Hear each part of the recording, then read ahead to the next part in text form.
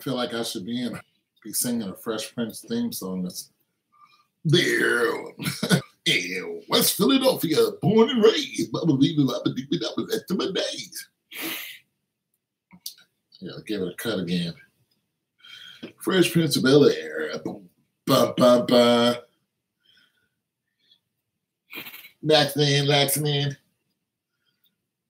Started making trouble in the neighborhood.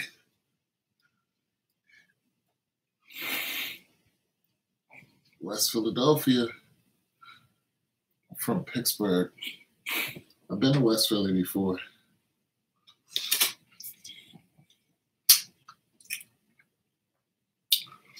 Maybe I need to do a whole Kwame and do a whole lean Bobby Brown. Bop dip bop de bop.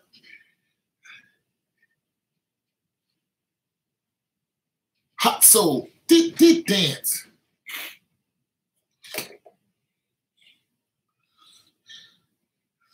So I guess we're gonna have to. We got. Too hot to handle, too cup to hold. Well, Bobby Brown. Ghostbusters theme song. As far as theme songs go. We got.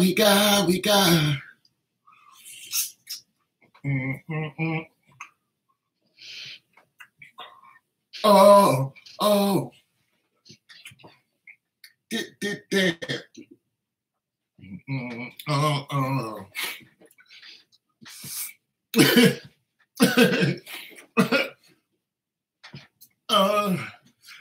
I said, we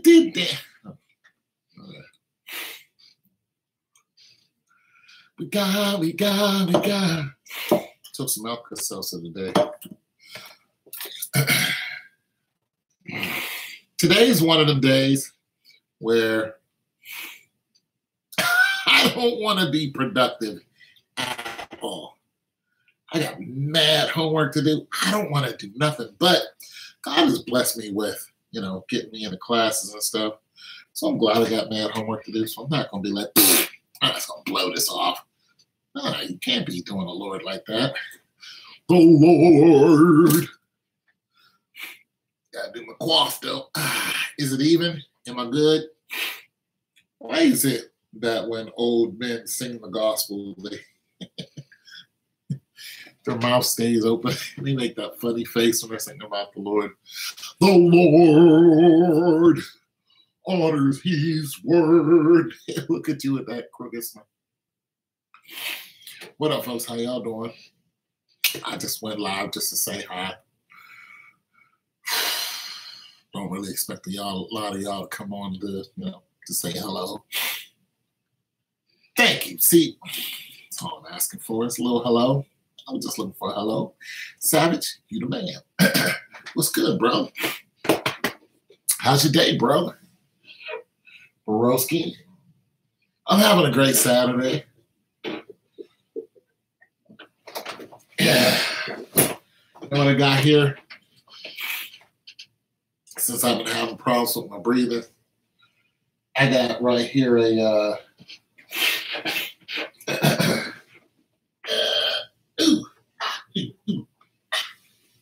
look at this right here.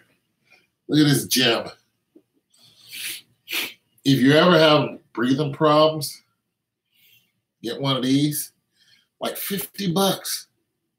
This thing will run for pretty much 24 hours. Yep. Yeah, waiting on tomorrow's game. We all waiting on it. Yeah. Well, yeah, tomorrow, I mean, it's kind of a big deal for you, isn't it?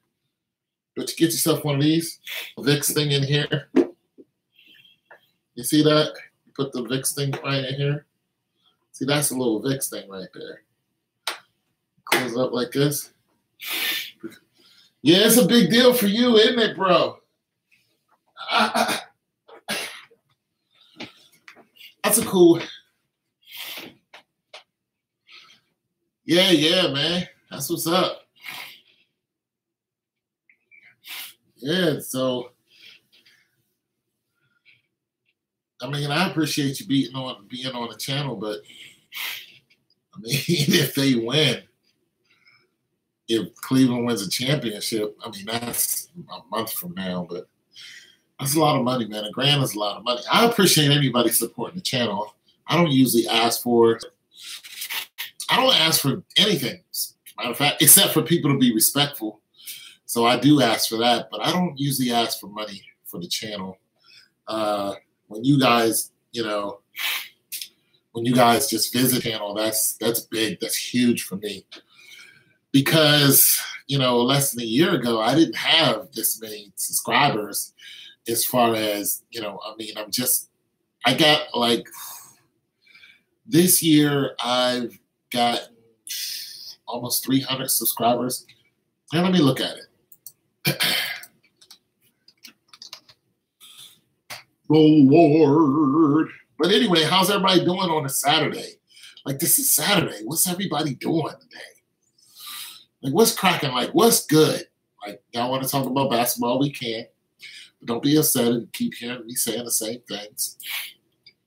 But if y'all want to talk about b-ball, I'm with that. You guys know that. I don't mind. I didn't have anything in particular to chat about, so I expect there's going to be like a flux, and then, 3 people, 4 people, 5, 2 people, 3 people. That's okay with me. I'm not really expecting too much. I just wanted to talk to some people, see how they're doing. That's pretty much it. But, okay. I got 20 subscribers this week. That's cool. Last week, I got 18 subscribers. That's cool. Let's see. Last year, I got, this is how many subscribers I got last year. 446 subscribers all of last year. This is April, and I have received 490 subscribers. And we're not even, we're only a quarter into the year. So, yeah, it's, my subs they're getting up there pretty good. And, my first year, it was like 11 years ago, I got no subscribers in the first year. So most of my subscribers have come within the last 2 years. And, I didn't think that having 1,400 subs was a big deal, but 1,400 subs, it's a big, there's a lot of channels that just don't have a lot of subscribers. So I'm always looking at, people's channels. They got 200 subs. They got, 1 million, 2 million, 10 million, 15. I'm like, wow, they're really doing good. But just who you pick for game 1 with the Warriors and Pelicans? I say the Warriors will go up 1. Well, wait a minute. Let me think about that for a minute. That's a good question. Is that a banana? I can say it, but I don't think I will. Doing good, bro. What up, Hammond? Yeah. You know what? Yeah, that's a tough one. The only reason why that's tough is because I need to see I'm gonna say this, and like I don't usually watch a lot of playoffs and then the finals. I just usually, go, this person's gonna win the finals. So everything that's transpired yesterday really shocked me to the point where I have to rethink I still got the same, but it just, that Russell Westbrook move for the NBA right there, it made me reconsider some of my thinking in order to get to where I'm going. Yeah, that was a strange thing to me. The Spurs, the Spurs, I could see why the Spurs just didn't go all the way to Game 7. I understood that. The Blazers, I understood that 100%. But I did not understand Oklahoma not going any further. I don't get that at all. That made no financial sense to me. It just, I just don't get it. What up, 85? How you doing? So I don't get that at all. So I'm now I'm like, thing about it is I'm still sticking with Cleveland's going to win the whole thing. So I don't, like, I'm not going to waver from that. You know, during the Super Bowl, I was like, Brady's going to win the whole thing. He didn't. So it is what it is.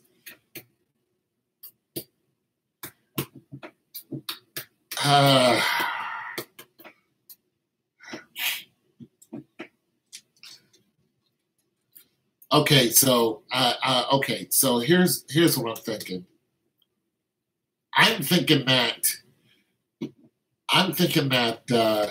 Golden State needs to stay in the limelight. So whatever's going to happen, they're not going to lose a series. So I'm thinking Golden State is going to win game 1. Matter of fact, I think Golden State is going to win game 1 and 2. I think the Pelicans will win game 3. Golden State will win game 4. Pelicans will win game 5. And I think it'll be over in game 6. I just don't think the Pelicans are important enough to keep Golden State, you know. I just don't.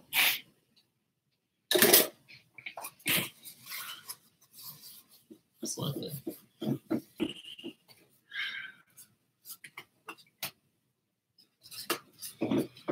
That's what I think.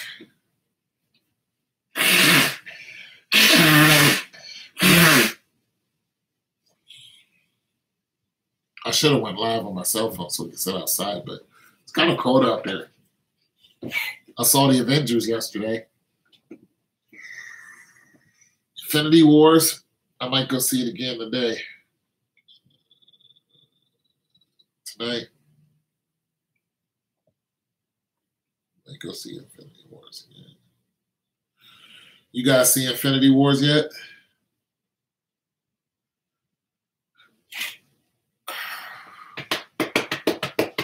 If you haven't, go see it.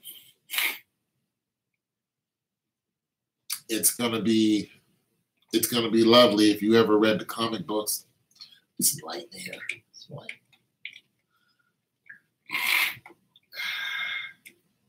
You guys read comic books? I got some comic books. You want to see them? See my comic books? No?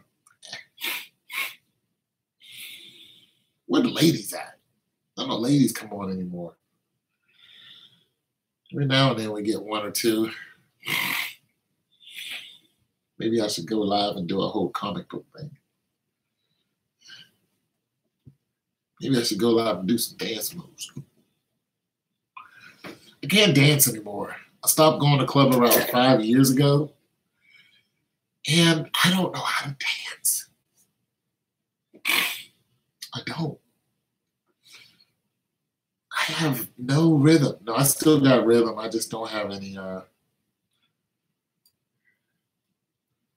just don't got any desire. What up, Hammond? Yeah, just, you know, when it comes to dancing, it's like, should I go there? I don't know. If she goes this way, should I go this way? Wait a minute. How does this go again?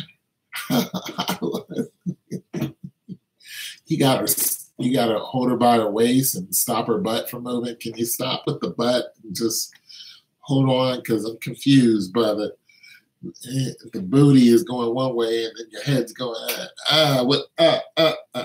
You end up doing a robot just to play off. You don't know how to dance. Okay, talk to you later.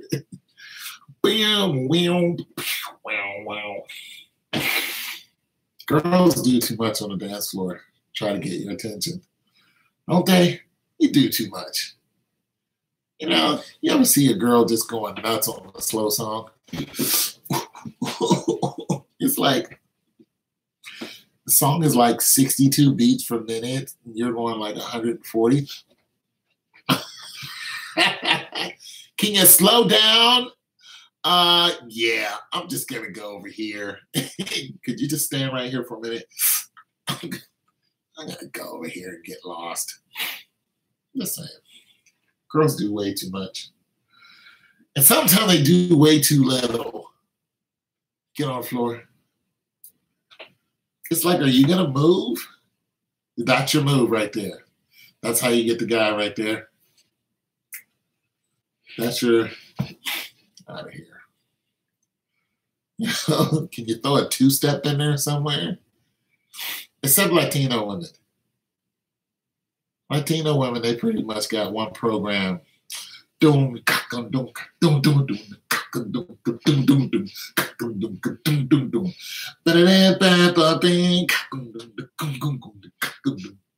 You can follow them, you just can't dance like them.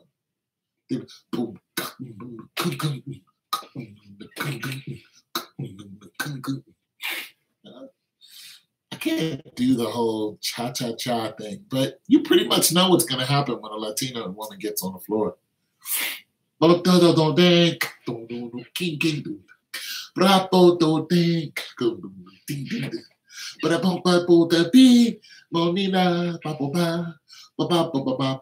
the same thing. You never see them throwing their leg up, do you? Throw your leg up, Latina woman. No, not me. It doesn't make me look good. Throw your leg up. No. Señorita, throw your leg up. Anyways, I'm just messing around. What do you guys want to talk about? Because I'm just goofing off. Sports, you guys want to talk about sports? You guys always want to talk about sports. Usain Bolt is thinking about coming back. What do you guys think about that? Usain Bolt wants to run again. Because right now, Jamaica sucks without him. Usain Bolt wants to come back and run again. It's like, nah. Last time you ran Usain Bolt, you kind of fell. You know, we love you, but yeah, you fell. Just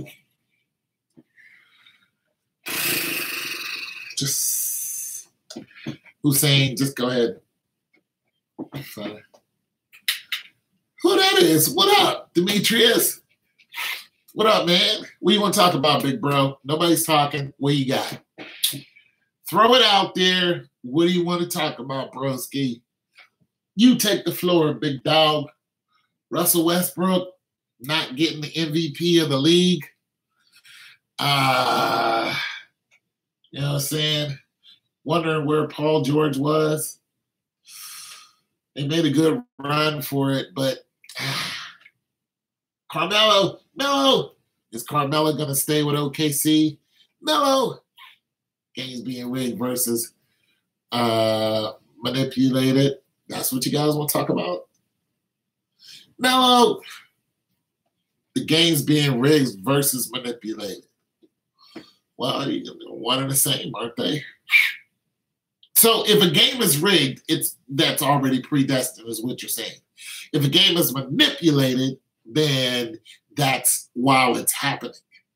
While the game is being played, this person is manipulating it. This referee, this coach, this player is manipulating. But if the game is already rigged, then it doesn't matter what the coach referee does. We already know that so-and-so is going to lose. Now, up until yesterday, I would have agreed with that. But something happened yesterday that made me start rethinking some things. I still think the NBA is fixed 100%. I still got LeBron James all the way, going all the way. I think they're going to see Houston.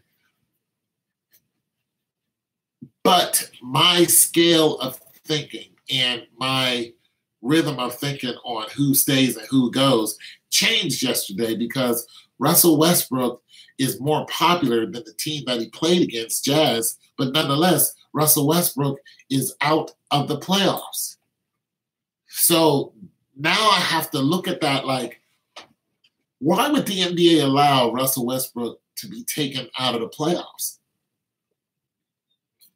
Why? Why lose all that money? I mean, you already have the Spurs sitting down, so Golden State does, they, what, 2 games they don't play? They needed to promote the young boy in Utah. Really? Westbrook sucks. Dudes are selfish. Yeah. Okay. As far as Westbrook is a very surly individual. Westbrook reminds me of Charles Barkley all day. That's who Westbrook is. He's a Charles Barkley, very surly person. But I did there's one caveat to that game or to the series. Russell Westbrook, I don't think he has any commercials out. If he does, very few commercials. And his interviews, I think he's cursed in one of his interviews. See, that right there makes, to me, and to the way I'm thinking, that right there makes the NBA not want to deal with you. They may want you to play, but they might not want to deal with you outside of there. They're not going to do this whole home thing. I mean, how many times have we seen LeBron James do stuff outside of, the court, and other players? You see them outside of the court. You see, dude from Houston, James from Houston. You see him do stuff outside of the court. They follow him around. Melo's not going to retire till he plays with LeBron. I can't see him right now. I can't see, but the thing about Melo is he's a very uninteresting person to me. He's another person that, I mean, in his earlier years, I saw commercials of Melo because he had a quick one step. But after the whole divorce and stuff, you don't see nothing else. Rockets winning this year.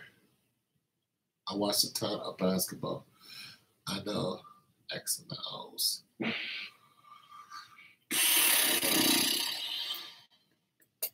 Okay, we did the whole scenario where the Rockets win, right? We talked about that. And if the Rockets win, LeBron leaves Cleveland and all that other stuff. Now, here's the thing, Biggs. Here's the thing. If the Rockets win, it won't surprise no one. It just won't, because of the whole events that happened in Houston. The flood.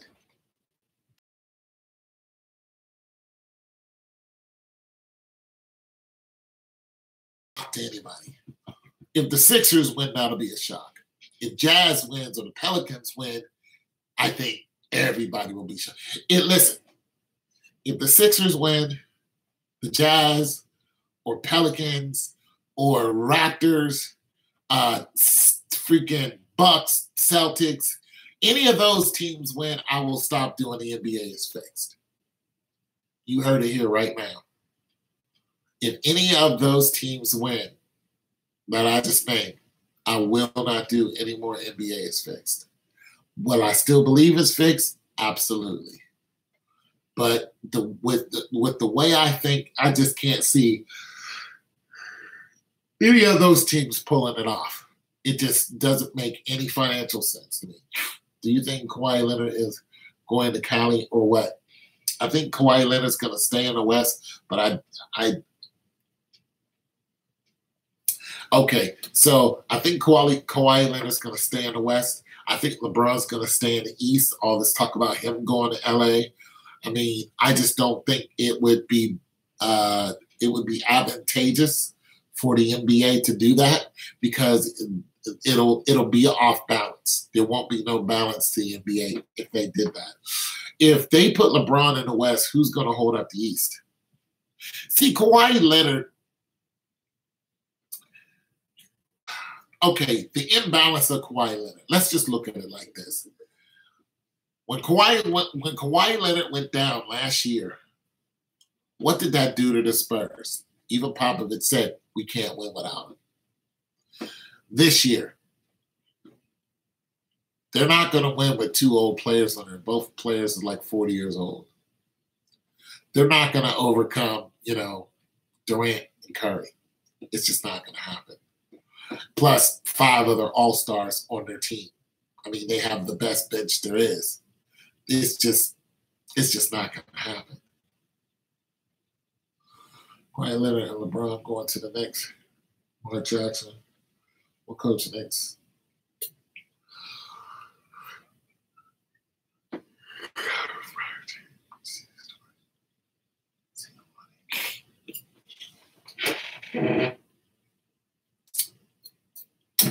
The problem with that is Kawhi Leonard's imbalance. If you put Kawhi Leonard in the East and have him playing to his fullest potential, to me, that's going to raise the East up to, okay, well, let me do it like this. If you put those LeBron James, Kawhi Leonard, Melo, I think, going to New York, and who do they have out there? They have, big money players that are injured, so they're not doing too much. If you put them in the East, that'll raise up the East. That'll raise up the East real nice, make them contenders. That is true. But the problem is the Spurs. Yeah, Porzingis. But the problem is the Spurs. That hole that's left to contend with Golden State. You can't have one team contending with Golden State. I think the Pelicans are going to get ran off the court. But mind you, they're still playing without Steph Curry. So that's all I'm saying. If everyone was healthy, it would benefit Kawhi to stay in the West. And to stay on Spurs, actually. Or to go to the Lakers. That's just the way I see it. For everything to be balanced. Because if you have players what Kevin Durant did, he made an imbalance within the balance of the NBA. Is what I'm saying. And if you start doing that all over the place, it'll just be all bad. It will be.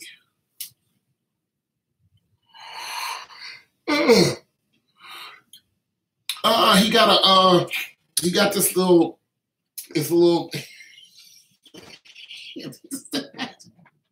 just imagine Kawhi Leonard trying to explain what it is. It'd be like trying to explain a boo-boo to his mom. Well, see, when I was running and then Zaza hit me right and it's right up in it's like, get out of here. Yo, whiny crybaby. Somebody, yo, whiny, get on the floor. And what's up with you not even being on the freaking bench? Why ain't you doing the Steph Curry? Come on now. Why wasn't Kawhi Leonard helping out his teammates? Why is he sitting like up in the second and third row?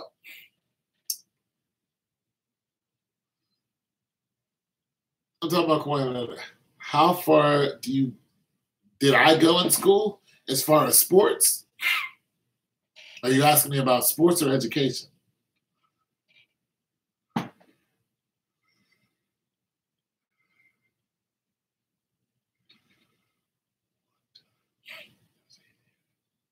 Oh, education. I graduate this year with a degree in health service administration. But I've been in and out of college for the longest time. I'm not really a college dude because I'm more of an artist, but I'm getting a degree in health service administration. It's one of my books right there. But why are you asking about my education? Bro, you seen? But that wisdom comes from one. My dad is a very, very, very wise person. He's like a freaking sage. I'm serious. My dad could be like a freaking Dalai Lama, man. He's so interesting when it comes to wisdom, and he sees things from afar. So that's just been handed down through him. And my brother is smart, like really, really, really smart. But but the way he betrays his his wisdom, like he'll run you in circles with the stuff he says.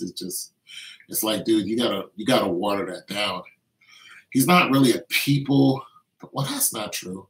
He's a people person, but he talks over people. So I get a little bit from him, but most of it comes from my dad, who can just look at a pattern and see right through it, and he can tell you what's going to happen before it happens. I used to be in politics. I worked for the House of Representatives. And I would use my wisdom. This was back in 99. I would use my wisdom, and I would talk to people that I had to, like constituents would call me and complain about whatever's going on. So I would turn around and call whoever I needed to talk to, whether it was the police, whether it was another politician. I would always talk to them in a way that they could, in a way that made me humble, but made them understand that, like, the entirety of the situation without stepping on their toes. Politics is a very, very, you got to tiptoe around people. But nonetheless, you got to let them know that you're there. And that's how I would talk to politicians. I wouldn't like kiss their ass or anything. I would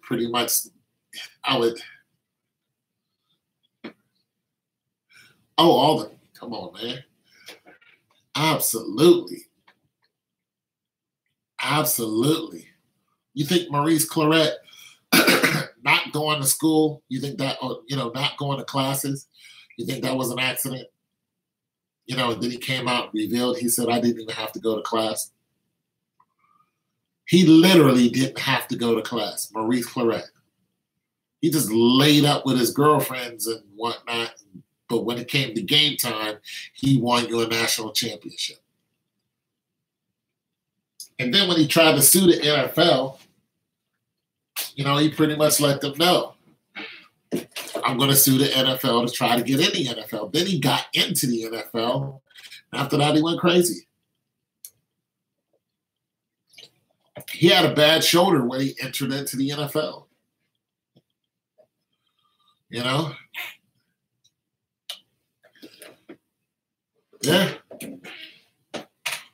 He turned out to be that, but you see, in college, these guys have fun. The pressure when it comes to the NFL, the NBA, is completely different than college, because you have your family, plus you have those particular people who are going to come see you when you're about to get those $1 million contracts. You got some people who are going to come and knock on your door. They're going to tell you what it is. This is who we are. This is what's going to happen. And you're going to give us this amount of money, or it's just going to be trouble. And they'll probably just say it like that. And when you realize what you're up against, you make that choice. As a matter of fact, there's more than one group that's going to come at you like that. And you either going to say, yes, I'm going to give you guys a certain amount of money, or hell no, get out of my house. And the hell no part is when you start seeing people's careers go upside down, and then you start seeing players missing. They're all paying somebody. But that's the nature of the beast. And Maurice Claret found that out real quick. And next thing you know, he was at a club robbing people. And then when they finally caught up to him, he was driving four-wheeler, and the tires were blown out. The police was following. When they say ride it till the wheels fall off, that's exactly what Maurice Claret was doing. The doggone wheels had fallen off. It was sparking and everything, and they found him with a bunch of guns. He had a bunch of guns in the back of his car. I mean, one weapon that's unregistered is 5 years here. But he's out today because of what he did for Ohio State. They're just not going to let somebody like that stay in jail. They're just like, nah, we're not going to do that. You represent us. They had one player who the police came to his crib, and he opened fire on him. He knew it was 5-0. He's alive today. He went to jail for a short time, but he had his OSU now professional players, show up. They showed up at his court hearing. And then, and they was like, nah,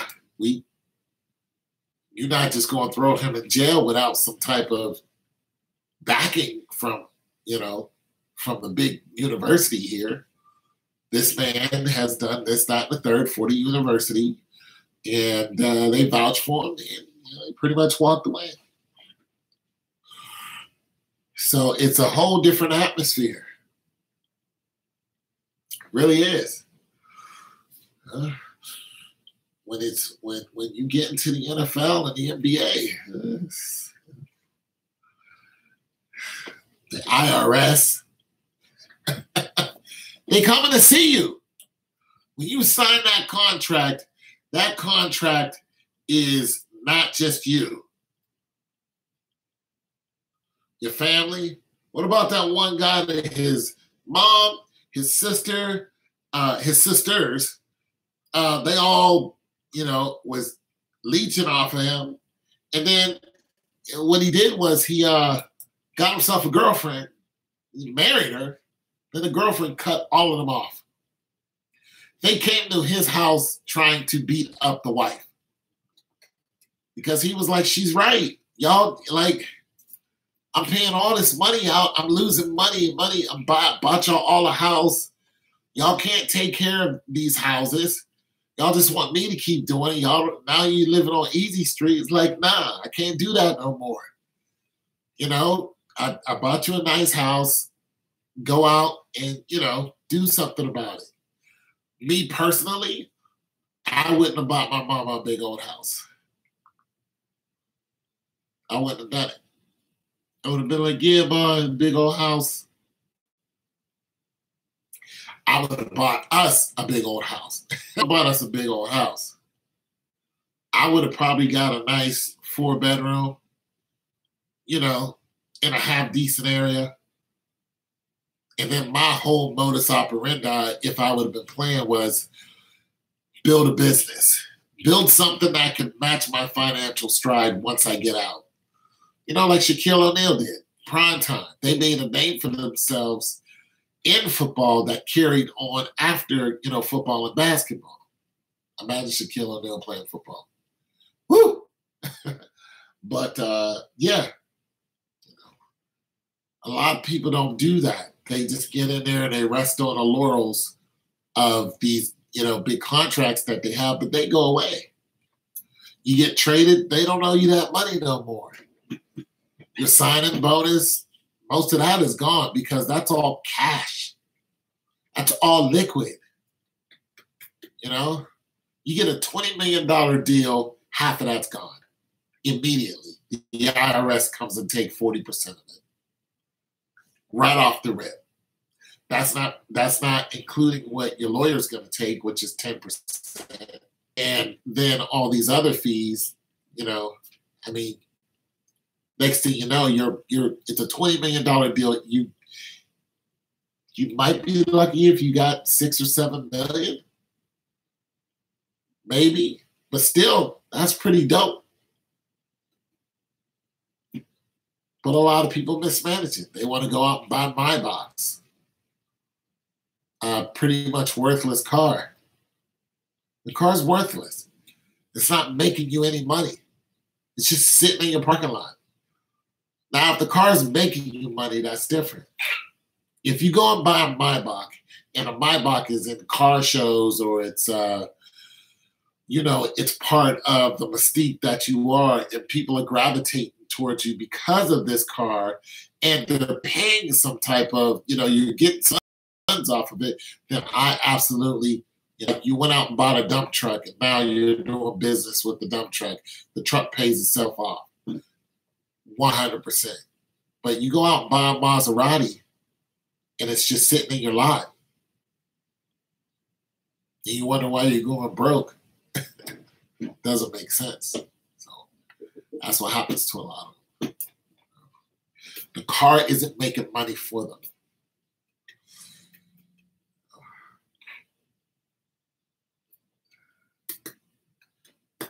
Some of these cars are making money for them.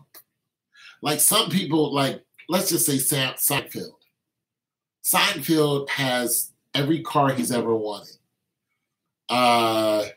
What's that comedian's name? Jay, forgot his name. Used to do the Tonight Show. What he does is he takes these cars and he has a whole thing on YouTube, and then car specialists, those guys, when they have a new car out, they'll call Jay up and they'll be like, hey, you come and do a whole promo with our car. So being that he's a car enthusiast helped him make money even though he's no longer on the Tonight Show. So stuff like that really matters. But in sports is different. Like Michael Jordan doesn't really do commercials anymore, but he was very smart when it came to his marketability. You know what I'm saying? He's got all this money because he knew that this is going to end one day. So what do I do when this is over? And once all these people start coming to him with these big contracts, Michael Jordan, if you notice while he was playing, he didn't cause a lot of ruckus. He knew that one of the ways to stay rich is kids, it's children. So Nike, with this whole be like Mike, that whole push, Michael Jordan knew he had an image to uphold. You know what I'm saying? Of course, he's got his little perks over here that isn't exactly savory, but he's just like, but in all, Michael Jordan is, he looks like a good image to promote. And he was just like, I'm going to keep rolling with this. Disney and Gatorade and, underwear, Ballpark Franks. I mean, Michael Jordan sold pretty much everything. Wheaties box. He was selling everything. You know what I'm saying? So, but that's a very smart move. But he just turned that into an empire. Once he made his clothing and had his logo, it's pretty much over. It's probably the most known clothing logo that there is in history. I would say mine is more. I don't know any other logo that's more popular than the Jordan sign.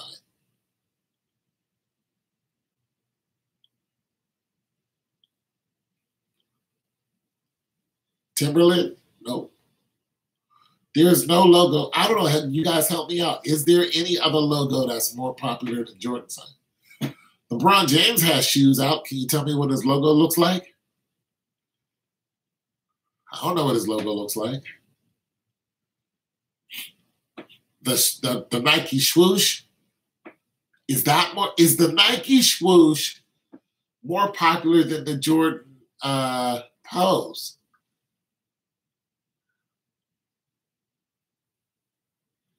I'd say yes, but that's a close one. That's no, it's not that close now that I think about it.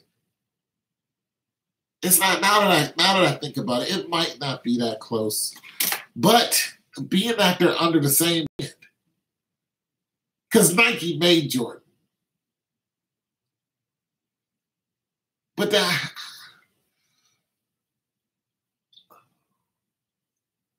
I mean, when you really think about that, the Jordan logo, I mean, it's everywhere.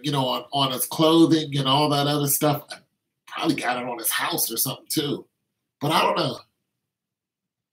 LeBron James, the grandfather with a copper.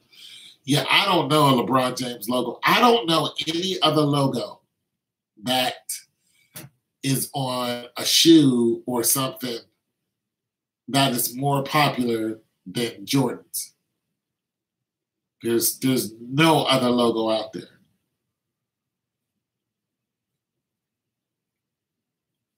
Up until then, it was definitely the swoosh. In sports, it's not the swoosh. Well, in all of sports, yeah, the swoosh is bigger. In all of sports.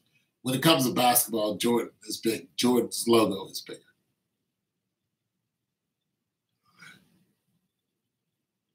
I think Nike is more popular now that I'm thinking about it because of everyone who wears it in sports, all over the place. So yeah, Nike is the swoosh is more popular. Yeah, it is. But then you got to start thinking.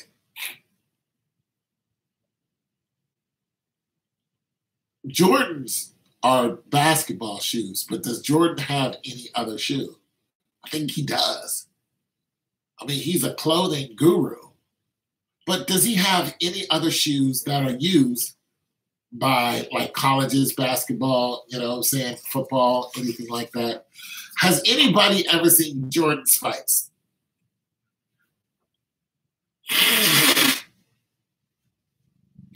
Well, when I say shoes, okay, I meant like just shoes. But I don't know if he has like any other shoe out there for like college football or something like that. That's what I'm saying. I don't know. I don't really think he does. You know what I'm saying? I don't think he does. But the question is, why wouldn't he? I'm sure he probably tried to break into that arena, but could you imagine Jordan track shoes? I could see Jordan football shoes, but he didn't play football. I could see him trying that, though. It'd probably be a failed attempt. But yeah, the swoosh is bigger. But the swoosh is freaking, Mount St. Everest. He has football cleats. Okay. See? Yeah, he has football cleats. But are they okay? So so the contracts that the colleges have for Adidas, for Puma, for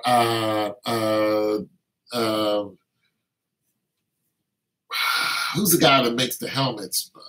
Redell, Riddell, or whoever makes the helmets and the tearaway shirts and stuff like that. So what I'm wondering is, does he have a contract with like any college or anything like that? Because you see the swoosh everywhere. You'll see Armor All. Those are big ones. Adidas, Armor All, the swoosh. Is Jordan in there anywhere? What about the Steph Curry shoes? They look like nursing shoes. So that's kind of why I was asking that. But yeah, Cavs win tomorrow. Cavs win tomorrow by 5. Just gonna throw it out there. I've been saying that they're gonna win by a small margin. It has to be close. The blowout that happened of 34 points. Yeah, the blowout that happened of 34 points it was a joke. And the joke is on you if you believe that the Cavs suck that bad. I was wrong. Fool me. You was wrong about what?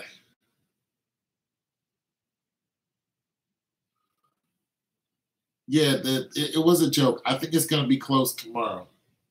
I think it's going to be maybe another buzzer beater, something like that. But it just doesn't make good.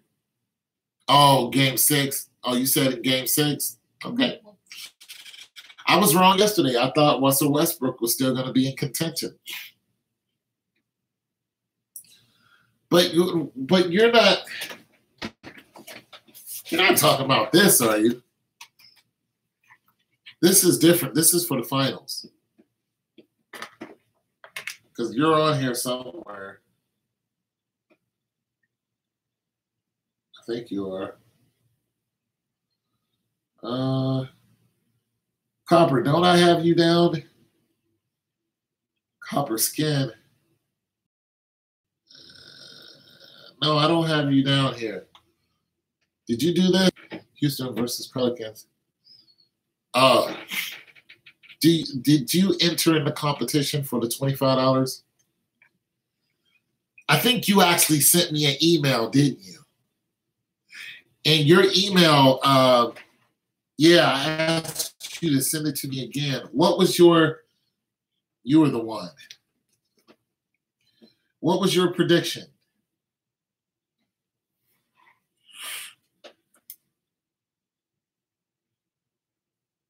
Because I put it in my, yeah, I'm glad you got back on. Thanks. Because I find it. You said who and what? Yeah, because you sent me your actual name and stuff like that. I was like, okay. And then when I went to save it, because I opened it, I lost it. I was like, oh, damn. Let me do something. This pen sucks. So, Houston or OKC over Cavs. All right, you got to pick one, bro. I think you said Houston. So, OKC is out, so I'm going to give you Houston over Cavs. Game what?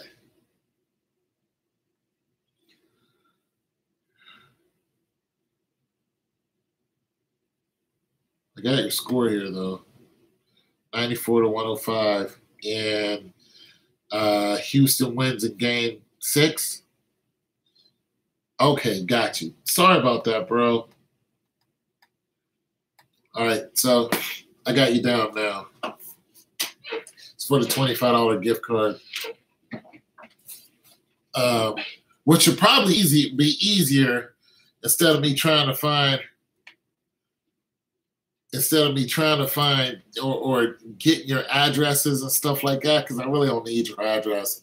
If you guys do the whole PayPal thing, I can just, if you win, I can send it to you through PayPal. Probably a lot easier for me. Only thing about PayPal is it makes you wait like a couple days. So if I sent it, they got their little due diligence, and then you got to wait a couple days, and then you finally get your money. Because I send my daughter money through PayPal, and they make them wait. I hate the wait. A more immediate way would be Walmart to Walmart, but I'm not going to get up and go to Walmart just to send you guys $25. It's just like, no, you just wait for it a couple days. It's not a dire emergency. Matter of fact, I use Walmart to Walmart when I'm sending my family money in a case of emergency. We have one guy on here who says if Cleveland wins, he'll give me $1,000. I said, okay, you, bro. I'll take it, though. I'll probably end up giving it right back. Over the time, I'll have a lot more giveaways, that's for sure.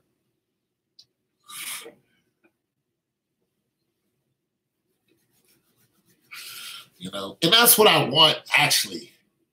I mean, I want to be able to give away a lot more stuff.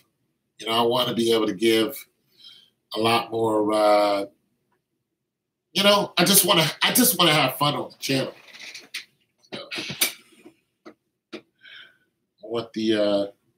want you guys to be able to enjoy yourself. And, $50, $25, $50. Pay a bill. And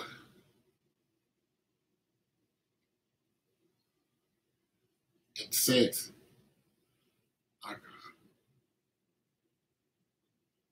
Anybody familiar with numerology guy and Gary the numbers guy? Here we go. It's Gary the numbers guy.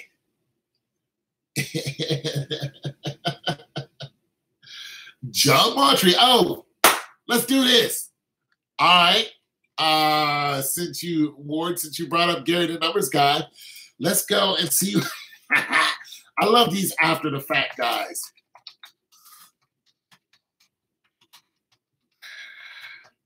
Let's see what they had to say about OKC. Let me turn this up because I know one of them is going to say something.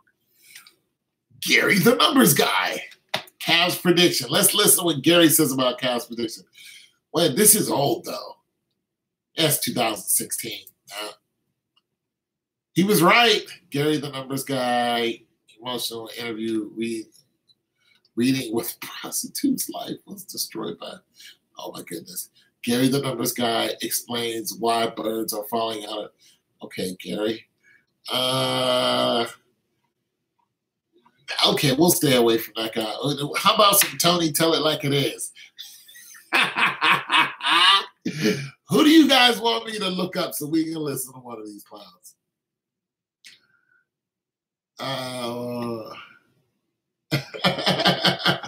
It's Tony. Tell it like it is. I want to listen to one of these guys. Tony a fraud? He a fraud? Supposed to have called 11 straight NBA Finals. Gary, the numbers guy? Yeah.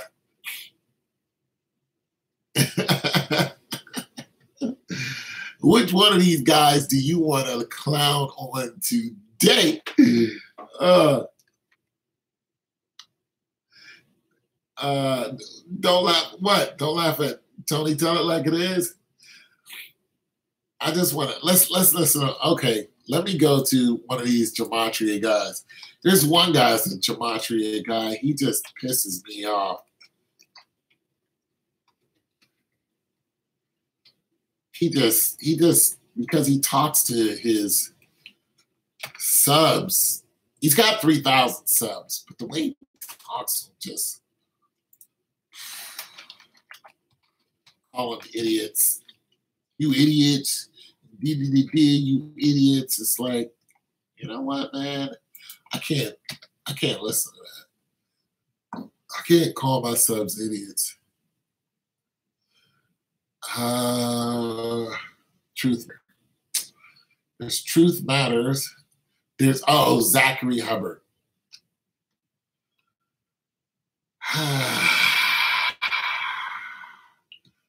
Zachary Hubbard is one of them.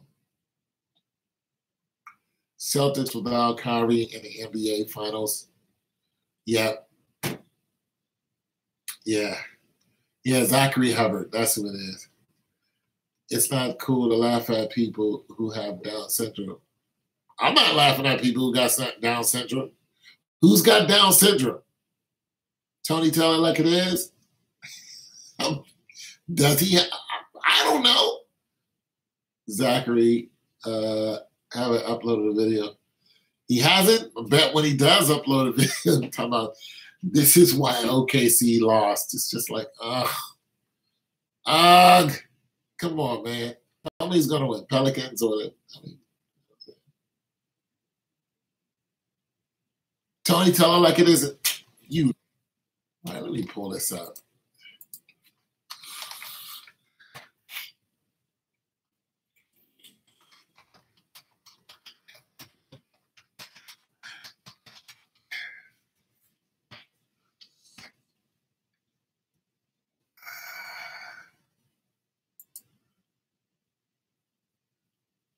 He's got a couple more subs than I do.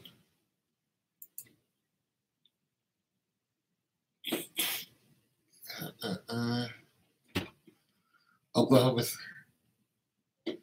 Oh, okay.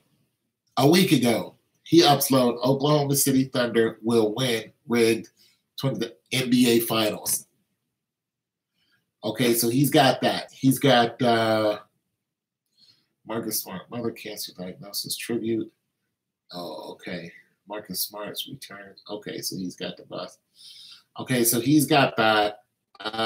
He's got let's see, Kevin Durant. Choose the Warriors. 7-4. Gold State versus Boston Celtics rigged. So he's saying Boston Celtics. Oh, you said that's going to be in the finals? I'm trying to figure out who he's got for the finals. Semifinals, draw predictions. Real Madrid versus. Okay, he's talking about soccer.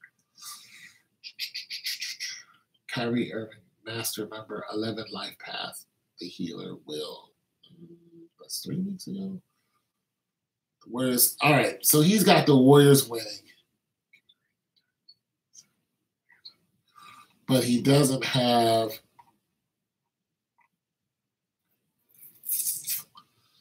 All right, so I'm just going to take a listen to this. Okay.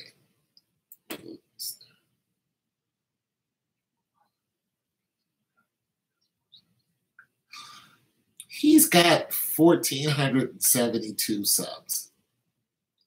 And I don't know if he's mentally slow. Roger, okay. Oh, cows with the narrative. Melo versus. Yeah, well, I could have told you that wasn't going to happen.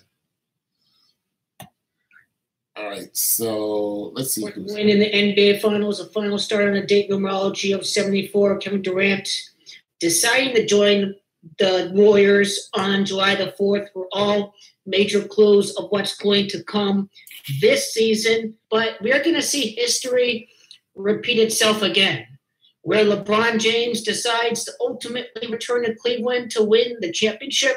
At least the NBA scripted it for him that way. The same thing is going to happen to Durant. Kevin Durant is going to ultimately return to Oklahoma City to win an NBA championship with the team. I'm predicting him to return right after LeBron James wins the three-peat with the New York Knicks, where I'm predicting LeBron to win the three-peat at. Durant is going to join the Thunder in 2021, but he is going to win the 2023 NBA Finals over the Boston Celtics. In another video, I've already that this. All right, he's talking about 2023.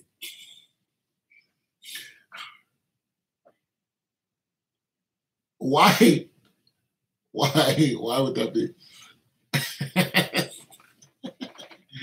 He sounds nerdy like a mug, but I give it to him. You know, when he was talking about the three-peat, you know, we all think. Do we think he's that? If it's rigged, wouldn't you think all these guys making insane predictions on YouTube would affect who they pick to win if it's rigged? No. Because all the guys who are talking about it being rigged are a very, very, very, very small amount to the money that they make over the top. It's not like it's even. It's not like you have 100 people over here and 100 people over here. It's so lopsided, the people who don't pay, you know, any mind that,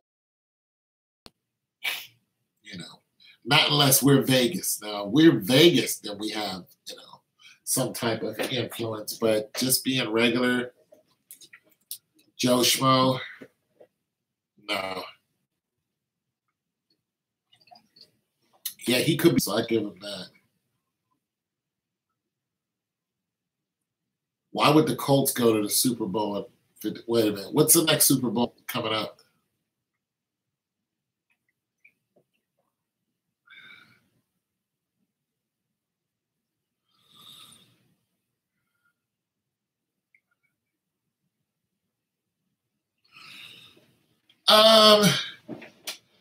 Fraud is a strong word. I think most of the gematria guys, I think some of the gematria Steelers, I think some of the gematria guys are just a little out there. But let's listen to some Zachary Hubbard now. He has more subs than I do. He has, you know. Let's listen to what some of Zachary has to say. Alex Smith trade from the Chiefs, Redskins. Nope, not that. He talks about a lot of stuff. As predictors, Warriors beat the Cavs. This is 3 months ago. As predicted. King James, 55 score. I don't want to see no as predicted. I want to see some, you know, what do you predict? in that video before it actually happens. Tony Peters, ritual sacrifice. Okay, this guy's talking about all kinds of stuff. So he doesn't have anything on the NBA recently. But I just don't like the way he talks to people. Or talks to his subs.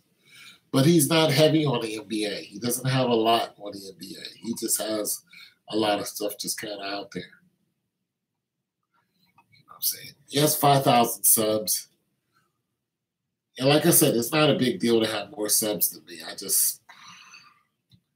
I don't push the whole sub thing. Make sure you subscribe to my channel. I just don't. So I have 1,435. The Gematria guy has, Man About My Calves, Kevin Love. What up, Jones? Kevin Love is a sleeper cell.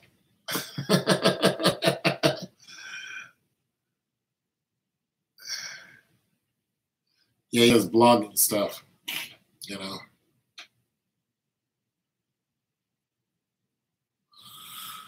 Yeah, and that's what I would do. Truthfully, I mean, once I get up into 5,000, 6,000 subs, I really wouldn't just stay on YouTube and just do all the YouTube stuff.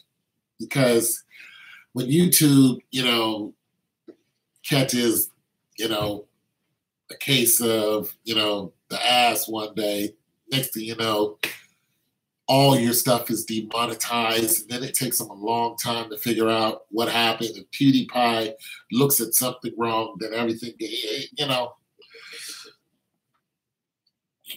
the monetization, the whole monetization process is a good thing, but nonetheless, there are other ways to make money on YouTube. Yeah, he's told to play like that. He's a sleeper cell. What were y'all talking about before I came here? I'm just answering stuff in the comments, really, for a whole bunch of stuff. But we were basically talking about Gematria and why I don't use Gematria.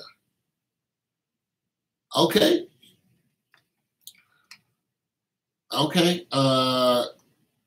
Colts versus Packers. Yeah. What's the next Super Bowl? The next, Kevin Love, 30. You know what? I concur. Kevin Love will come alive tomorrow. I concur, McNally. Kevin Love, a hit 30. Yeah, the numbers game. It's supposed to be but Copper, I'm asking you what number? Like, is it going to be Super Bowl 52, 53? What number will it be? And I want to look up a Gematria page. So let me do this. Because more than one person has asked me about it. A Gematria calculator. The web's best Gematria calculator. English Gematria. So there's a Gematria calculator on there. Okay, so here it is. So enter word, phrase, or okay. Let's pick NBA Finals 2018. And I don't know what I'm looking at.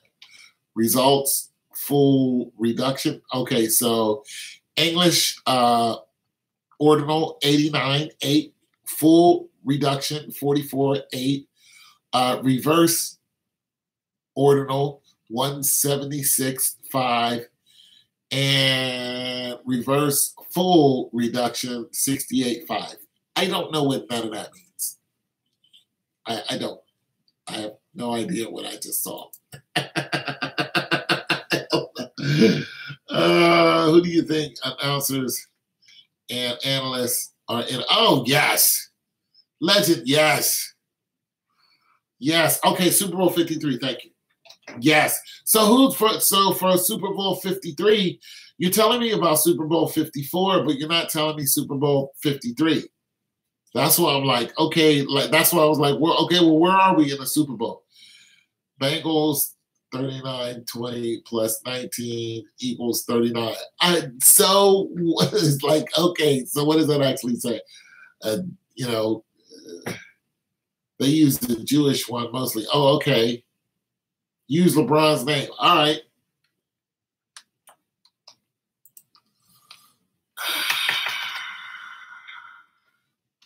LeBron.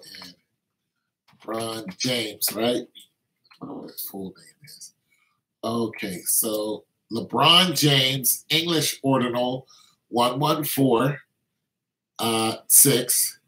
Okay, so it's 114, and then there's a 6 up under there. Full reduction 42, then there's a 6 up under there. Reverse ordinal 183, then there's a 3 up under it. Then reverse full reduction 66, and then there's a 3 up under there. So it's 6 6 3 3.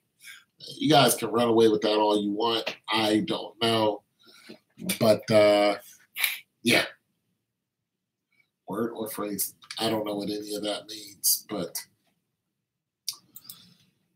I don't know what's it supposed to.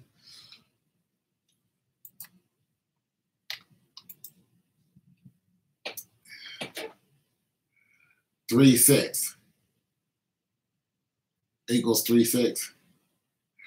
Bengals versus Rams this year. Rams and Bengals. I say no. Use Cleveland Cavaliers. Got it. Come on, Bengals versus Rams, really?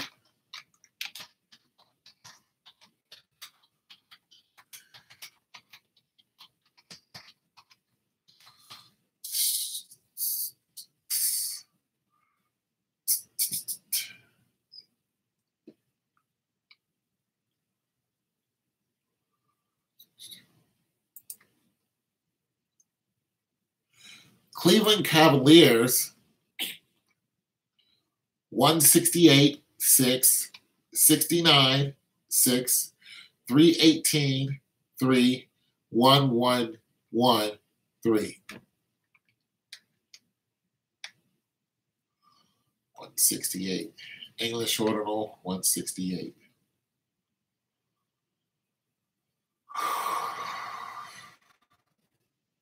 Huh. All right, so okay. So let's do this. We know that they're not going to score 168 points. Okay, so let's do this. Let's do this. For the game, I'm going to write this down too.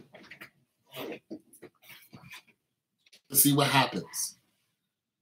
I'm going to just say,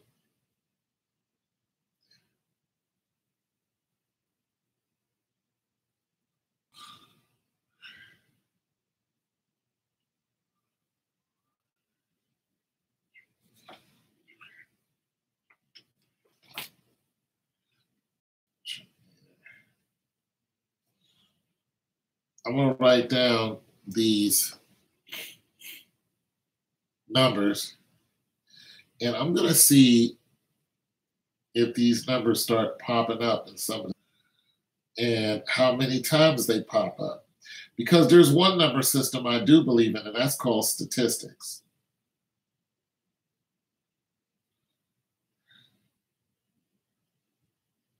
So let's see if the most realistic number in here out of the 4 is 111. I can't see them scoring 168 or scoring at least 69 or 318, but I can see 111 being played out. So let's see if that number gets played out. Yeah, Bengals aren't going to do anything. 39. NYC year. I don't think so. What's up, Tom? What up, Jay Edwards? 106. So you're using a combined, Jones? You're saying you combining some numbers, NBA scripted, NBA scriptures. The numbers tied to LeBron is 4. The numbers tied to LeBron is 4. Not according to gematria. You guys, hold on for a second. I gotta run downstairs. Hold on for a second. Not according to what I saw.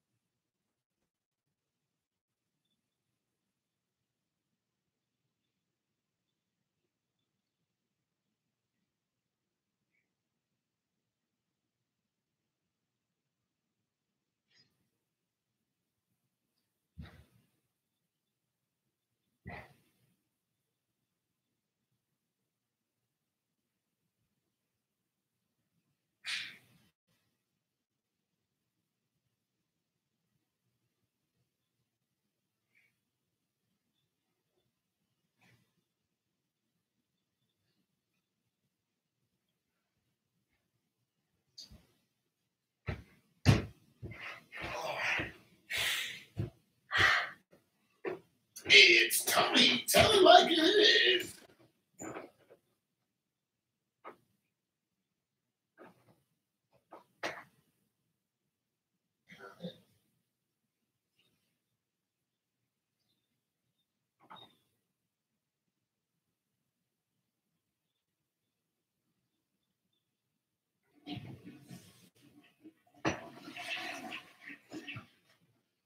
It's Tony. Tell it like it is. Hi, everyone. You're live on.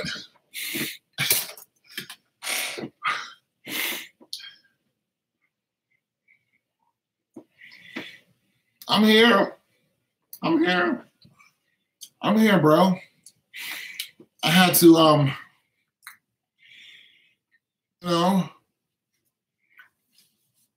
all this right here, it was, I had to do something about this, bro. I'm sorry. I'm right here. I'm right here, though. Nah, I had to grab a sandwich and some oranges. Oh, yeah, and I did use the bathroom, but, yeah, I had to get a sandwich break, bro. I'll be on here for a long time. I'll talk it up for a long time, But I need to, I got one of those. I got one of them spare tires. My belly be talking, boy. My belly. Yeah, the government denied peanut butter and jelly. I had to use the last of my jelly. I said, man, I got to go store. There ain't no more jelly in the refrigerator. Let you know I just be eating peanut butter sandwiches. I have to go shopping. I need to get some government cheese. I was thinking about having some grilled cheese for lunch. I was thinking about having grilled cheese and some fries or something, making some of those going on. I was thinking about that, but I was like, I need to get some government. I eat it, but I ain't got no government cheese. I got some mozzarella cheese, but that's just for my like pizzas. I like ran out of pizzas yesterday because I ate a whole pizza yesterday. Man, I need to get some more of them pizzas, man. I might have to start making my own dough around here instead of always going to buy some dough. I like to make some dough. Boy, you know how to make dough? I know how to make some dough. Government. Oh man, if we start talking aliens, nobody's gonna stick around. Jones is gonna leave. Peanut butter jelly time. Peanut butter jelly with a baseball bat. That was the most stupidest song. But why did it go viral? Boom, champa. That song and My Baby Daddy. T-Bird, that's just my baby daddy. B-Rock and the Biz. It's B-Rock and the Biz. Yeah, but the peanut butter gives you mad energy, though. Sometimes I gotta keep my energy up talking to you guys, or I'll be like, I gotta go. And I don't want to go. Peanut butter gives you my energy. I don't mind talking about aliens, but as soon as I do, all the numbers are gonna drop. Who wants to talk about aliens? There's 7 people on here right now who wants to talk about aliens. If the majority of you say yes, I'll start talking about it.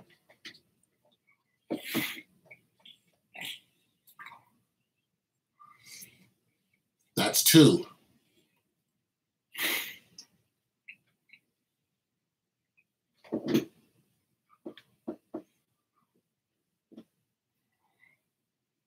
Anybody else? 3.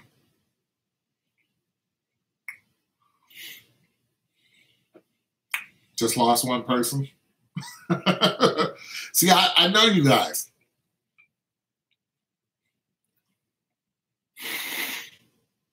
At least 1 more person wants to talk about it. I'll go into it.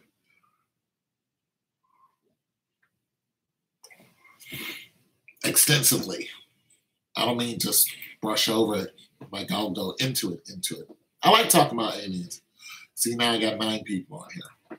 All right, we're going to talk about aliens. So now I got 8. Okay, so here we go. Do I? Absolutely. Aliens and angels, the same thing. Absolutely. Angels, alien, angels. And the reason 50-50, you're not so sure you believe in angels or aliens? Okay, let me ask you this. Do you believe in angels?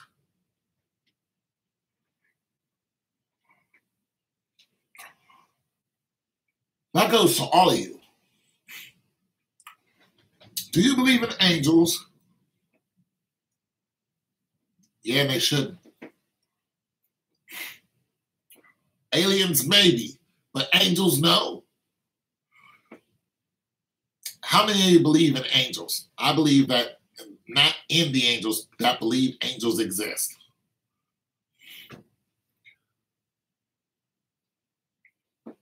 The reason why I'm asking is, well, let me say this. How many of you have ever seen an angel?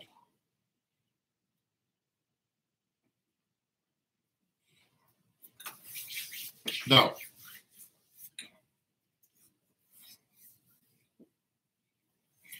All right. So, how many of you ever seen the alien?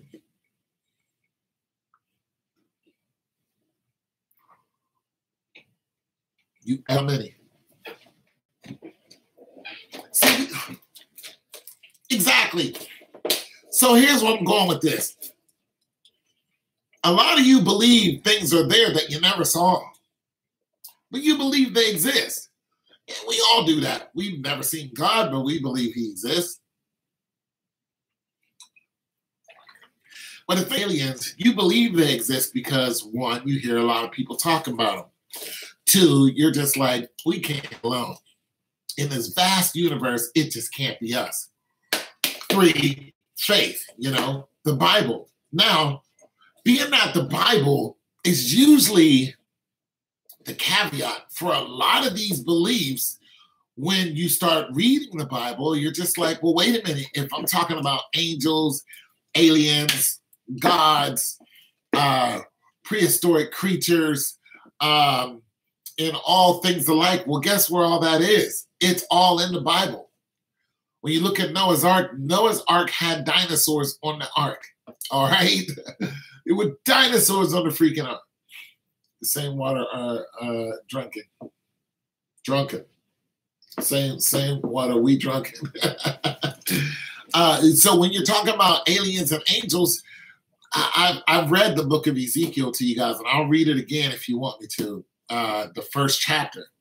It talks about spaceships. Talk about Ezekiel saw spaceships. And this was back in 500 AD when this was written. It was talking about alien spaceships. Then when you look at history, you look at people drawing stuff in caves that was drawn so many thousands of years ago, you'll find a lot of ancient alien stuff that they were also. Yes, I got you. You'll find a lot of alien stuff that they also, but they had one guy who actually, and these were the Mayans and Incans, Indians and whatnot. They had one guy. Dinosaur myth, bro. I looked it up. No, that's not true. Dinosaurs actually existed. Some of them you'll still see today. Yes, your ancestors drawn on, pyramids in Africa. They drew them everywhere. And listen, people with helmets on their head, they didn't only draw them. They have like little statues of them that was made thousands of years ago. Thousands and thousands of years ago. It's just like, where did it come from? I can Google it if you want to. I don't believe dinosaurs existed. Okay, it's a hoax. Dinosaurs are a hoax. Dinosaurs never existed. All right. You guys are getting into some strong scientific stuff that I'm kind of like, should I even go there? Should I go there with it? The earth is not flat. Ooh. Should I even go there with the dinosaurs? Should we get into the dinosaurs, the Paleolithic age? Now, here's one thing I don't believe. I don't believe that a large rock came down and struck the earth. I don't believe that at all. I don't believe that one doggone bit. I don't believe that, for one, where did it hit? You know, you say somewhere in the ocean, it's just like, I can say Mother Teresa lived in the ocean. I can say that Santa Claus, no, that's a better one. I can say Santa Claus because Mother Teresa actually did live. But I can say Santa Claus lives in the ocean. I can. Yeah, I can say Rudolph the Red-Nosed Reindeer lives in the ocean. Who's to say that I'm wrong? You know what I'm saying? The global mode is tied to the dinosaur story. The flood. The flood and dinosaurs. Okay, here's how the flood and dinosaurs coexist. For one, people believe that the dinosaurs were offspring of the giants that lived here in those days and in the days after. Now, if you look in the Bible talks about the giants that were in those days, and it says they were in those days and the days after Noah. So the flood didn't wipe all of them out. Well, okay, so let's say this. The flood wiped all of them out, but then all of a sudden there's giants again. Like, what happened? Okay, the giants are supposedly, and this is an ongoing argument. The giants are supposedly offspring of the angels. That's what everyone believes, but I'm not so sure about that. But they're supposed to be offspring of the angels, right? So if that's true, and then the Bible's true, and it says that they were in the book of Genesis, chapter 1-6, it says that they were men of great renown. There were giants in the land. And then when you look at the book of Deuteronomy, it talks about the giants that were also in the land. When you start looking at it, you're just like, Okay, they lived in the days of Noah and the days after Noah. So it's like, okay, Lord, you flooded the earth because of these creatures, because of the giants. They were eating people, other people. They had blood sacrifices. They were terrible, terrible creatures. In the book of Deuteronomy, you'll see how God sent a certain race of people to go up there and kill them. Those races of people that God sent to kill the giants that lived up in Mount Seir were white people. And God told the black people, the Jews, when they were walking around the mountain, they were like, do not go up into the mountains and try to take the land from those people, because I'm not going to give you their land. And God pretty much says he used them to kill the giants that were already there. And giants have different names. There were different races of giants. There were different heights of giants. They had different names, but nonetheless, they lived in the Caucasus Mountains. They also lived in the land of Canaan. So they lived kind of all over the place. But God would send a war tribe, Mount Zion. God would send I'm not sure if Mount Zion and Mount Seir is the same thing, but God would send a war tribe to go up there and kill them, but he didn't send black people to do it. Listen, when, if you ever heard of Gog and Magog, well, they were giants, okay? When God was sending his people into Noah and them, into not Noah, but Moses into the land of Canaan, he sent scouts out first. He said, go into... I'll read it in a second. He said, go into the land and scout it out. When they went there, they said there were giants in the land. So they were curious to how they were going to take it. So every time you see a race of giants, the biggest thing with the race of giants is, one, people caught fear of them. Two, they always wanted to know how to get rid of them. But I don't believe everybody caught fear of them. I believe that the warlike God created the Caucasians who lived in the Caucasus Mountains in Jordan. I believe those people were so good at war that God had to remove the giants. So you just got to think about that. Who's the most dominant force today when it comes to war? Caucasians. Not an accident. The movie Cabin in the Woods had giants underground that would destroy the earth if sacrifice wasn't happening. Wow.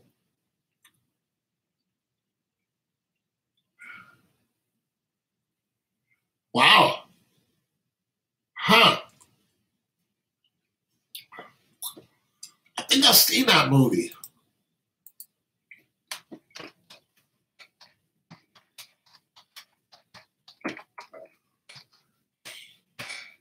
I've seen that movie.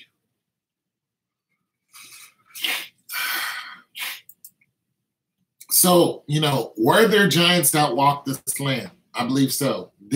They found a whole race of red-haired giants that were buried in mud. And they were this one woman, she was buried holding her child. Whatever it is that took them over all at once. They weren't buried like, oh, I'm just going to hold my nose. They were buried like there's a catastrophic event happening and they all got buried at once. Now, the Smithsonian has tried to cover that up.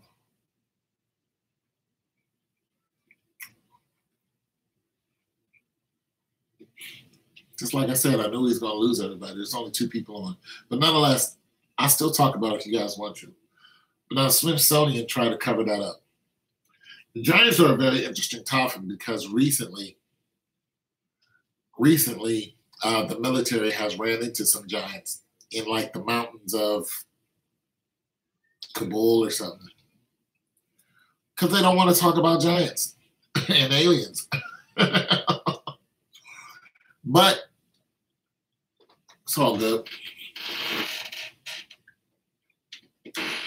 Some people have a very limited interest in them, and other people are just like, yeah, tell me more. Where can I, what do you know? All I know that they were horrible creatures.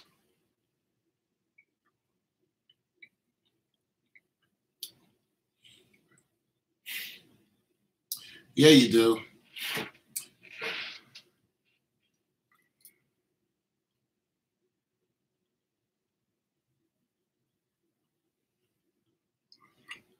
Really?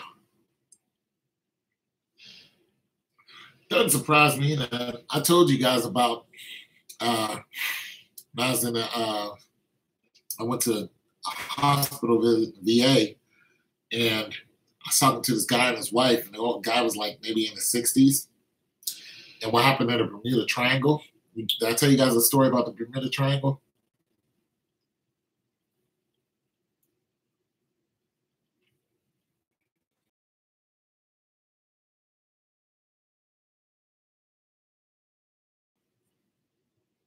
Well, they were saying it to the daughters of men, and that's how they were created. I don't believe that. I don't believe that because the story of Adam and Eve is a lie too.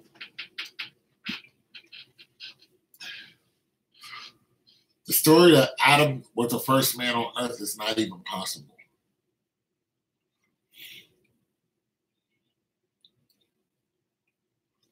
It's not even possible that Adam was the first person on earth. Not to mention, Adam could not have been a Caucasian. He was born from the earth. Okay? There's not too many places I know that the earth is white, other than Sands, New Mexico. And there's nothing in our knowledge that says that Adam came from New Mexico. Oh my God, Adam came from White Sands, New Mexico. Well, geez. Yeah, just having fun with it. Well, we're not debating it, just talking about it. But there's nothing in our right mind that says that Adam came from White Sands, New Mexico. You know, the Bible says that Adam was born from the Fertile Crescent. The Fertile Crescent is darker than this. See that? You know how black that is? Fertile Crescent is blacker than that. It's a small place. Very small. Very dark. He came out of there. Him and Eve came out of the Fertile Crescent.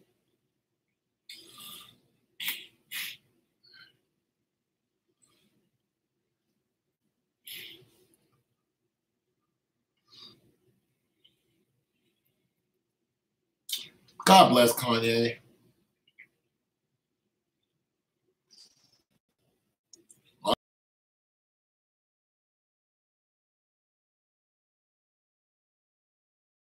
Kanye. Yeah, don't you? All falls down. And it all falls down. Miss that old Kanye, man. I'm saying, making beats in the basement. Ye got some issues. Messing with them Kardashian witches was not a good choice for Ye. Just what? I mean, poor Lamar Odom. Poor Tristan Thompson. And poor everybody else that ever, had anything to do with them. Poor Bruce Jenner. Oh, Bruce. Come back to us, Bruce. You never were a woman, Bruce. Come back. You're a man. You're one of the greatest men who ever lived. Bruce, no, you're not a woman, Bruce. They convinced him that he's a woman. Bruce Jenner, one of the greatest men that ever lived. Bruce, you would look real good in some high heels. Really? Would I? Really?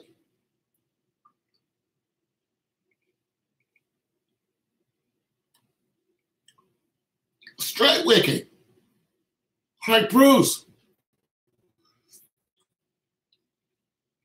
Female of the year. There was a first responder for the 9/11 who died. The woman who died, she was a police officer. Her husband got the award because she won, Woman of the Year. He gave it back after he saw that. He's like, this man won Woman of the Year, and everybody's clapping. He comes out in a damn dress. Oh, America. Oh, America, America, America. It just hurt my heart to see Bruce sashay in a damn, oh. I just wanted to just tell Bruce, listen, when I was growing up, you was that dude. Straight up, you was a decathlete. I mean, you ran a 48-400 as a decathlete. I mean, you was that deal, Bruce. Yeah, you was that deal. Like a 48-400 as a decathlete. Like, dude, you were so hard to beat. You parading around here like a woman.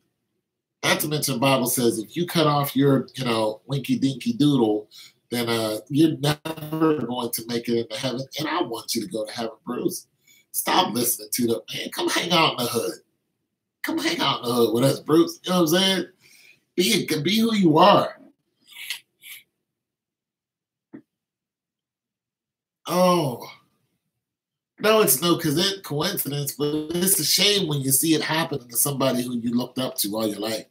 And people are like, you can still look up to her. Is it her? No, I can't. I can't ignore the fact that you're running around with bra and you're a man. Listen, there are women who have great accomplishments. I don't want to look at them as a man. Well, just let them be who they are. Why is their sexual orientation? It isn't that their sexual orientation bothers anybody. It's the corrosive and corrupt this atmosphere that they're trying to, and then our kids are seeing this. That's when it bothers me.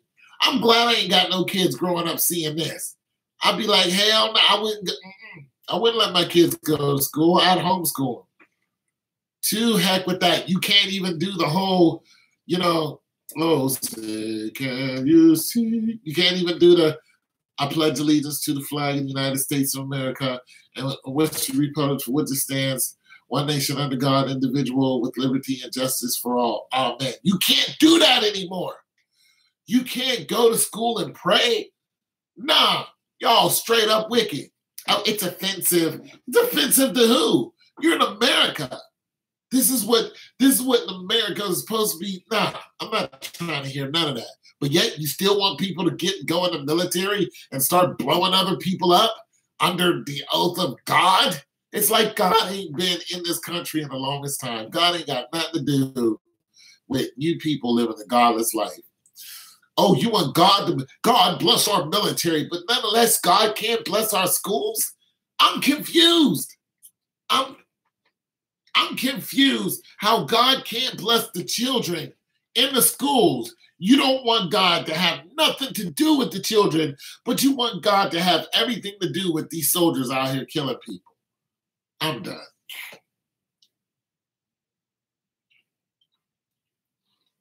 I'm done.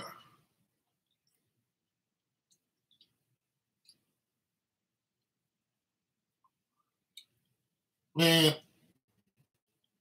is Bruce sleeping with men?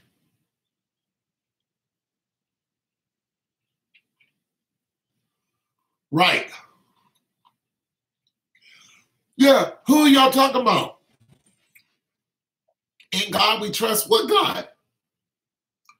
Ain't the same go to school. That God? You can't have that God? You know what I'm saying? I'm wondering what God are you talking about?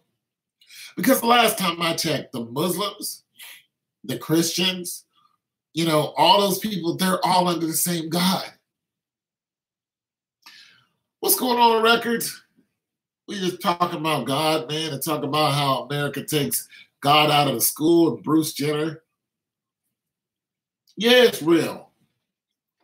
I feel bad for Bruce.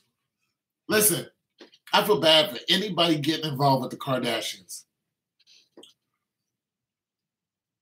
I'm like, yeah, Yay, come on up out of there, Yay. Just come on up out of there, Yay. You standing by a dog hair with a blonde hairdo. Your hair is now blonde, Yay. You standing by Donald Trump. Your hair is now blonde. Hey, come back to us. Come on, yeah, you can do it.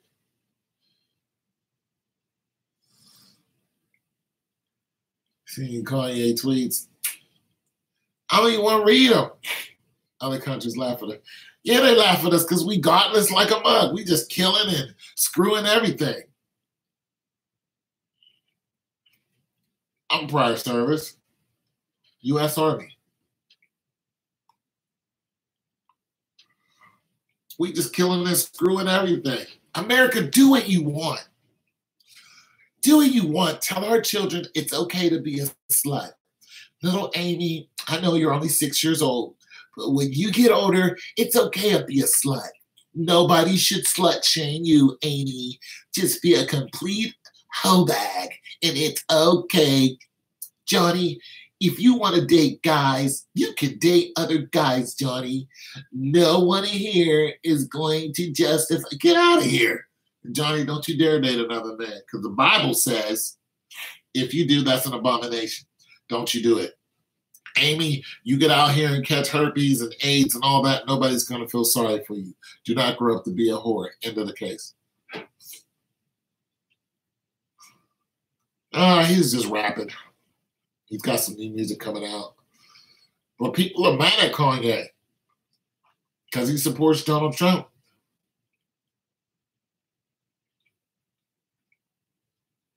Yeah. All this protecting and stuff for kids and women.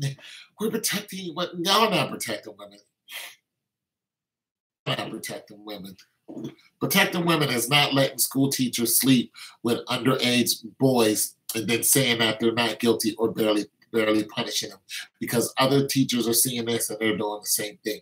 That's not protecting women. Because your little girls are looking at this too. Your little girls are looking at this and saying, oh, when I grow up, I can have somebody who's underage and illegal, and I can have orgies and smoke weed and do whatever with them. And guess what? The judicial system is barely going to punish me for it. No, that's not protecting whatsoever. These little girls out here in these damn beauty pageant, John Benet Ramsey type of thing, that's not protected children. That's not protect them at all. You see these little leotards and they run around in and just like, oh, she's cute in her. No, she's not cute. Put some damn clothes on. No, your kid's not cute. But I need to run around with a damn sergeant outfit on, the big old driver. A big old DI hat on going, your kid's not cute. That's not cute at all. Put some damn clothes on. Drop and give me 20. 1, 2, 3. Get out of here with that. I'm doing all kinds of stuff that's unjustified, ungodly. Put some women walking around with damn thong up their ass and their ass hanging out, but you want to protect women and they need some space. That's not cute. Put some damn clothes on. God didn't tell you to run around with your ass out. Drop and give me 20. 1, 2, 3. No. Men around kissing other men and then get mad when you're just like, listen, I don't want nothing. You know, they want to push it on you. Do you accept us because we're gay and we want you? No, I don't accept it. I think that's what you want to do. That's between you got legislators. But don't get mad at me because I don't want nothing to do with your gayness. I don't tell you, you need trying to push my heterosexuality on you. If you want to screw other men in the butt, you go right ahead and do that. But don't get mad at me because it's not my thing. I think it's gross beyond all. And plus God says an abomination. And then I remind you that God says an abomination. And then you would literally attack me for it. No, drop down and give me 20. 1, 2, 3, 1, 2. No, I'm not having none of that. Get out of here with that.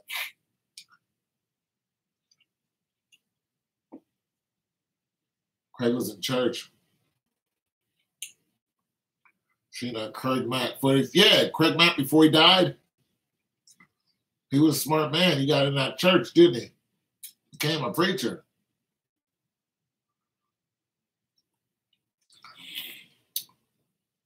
Puffy, man. Pretty much. Puffy, man. I saw that a long time ago not to mess with Puff.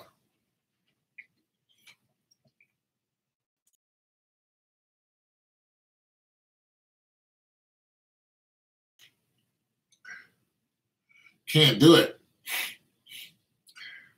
Puffy get you straight up murked. Puffy got famous. Well, one, his daddy was a gangster. Two, Puffy was a promoter. When he started off as a promoter, he promoted an event and he overbooked the promotion. He overbooked the event and he did it on purpose. He was greedy. So if you have an event that can only hold 1,000 people and you sell 1,500 tickets and 1,500 people show up, well, guess what? It's going to be overcrowded. That's exactly what happened. People got killed because of Puff's greed. Think he cared? Nope. There was a stampede. People got crushed at the door. I don't know if you've ever been in a stampede before, but no matter how much you lift weights, it doesn't matter. When all the and press into you and you're pressed up against the door, your whole chest is going to cave in. A lot of people got stomped.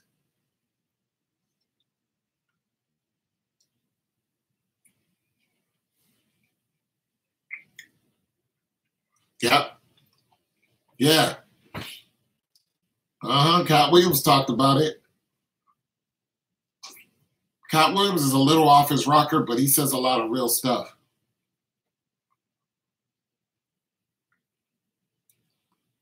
There's no way. Listen, Puffy was talking about if you got a problem, you don't really have a problem with me, you have a problem with your distribution. I mean, when there was people coming out and then they would just totally disappear. Shine took that hit for Puffy. Shine did 10 years for Puff. Shine wasn't the one that did that stuff. Puffy did it. I can't rock with Puff. Now he's talking about he's some brother love. Like, no, your name is Sean Combs. That's what your name is. And we all know that you're a crooked mug. We all know you crooked, Puff. That's who you are. You're Sean Combs, and you're crooked like a mug. And you know what I mean? They asked him, is he home? Matter of fact, he on the Breakfast Club. If you guys want to listen to this, I know I've seen the Cabinet in the Woods before, but let's listen to it. Let me do this. Brother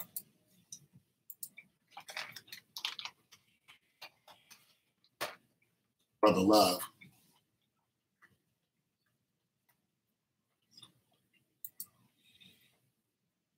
Brother, get the hell out of Dodge, paper gangster ass. Dude from CMB too. Freaking Birdman. He homosexual. Straight up. Mess with him if you want to.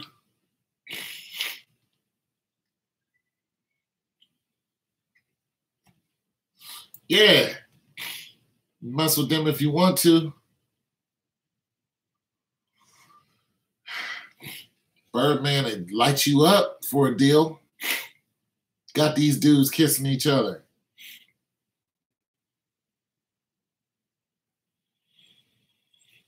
Yeah. They kissing each other and run around in dresses talking about that's my wife. That's my lover, talking about it's a language. No, it's straight up faggy, you know? Yeah. No, man, that's totally adverse to, you know, what God wants. African.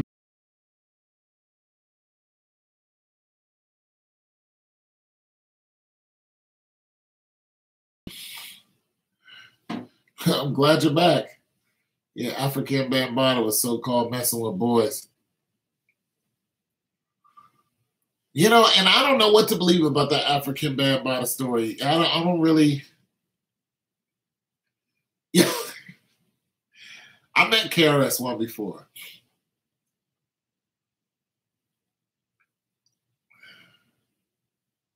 Got fellatio from KRS-One?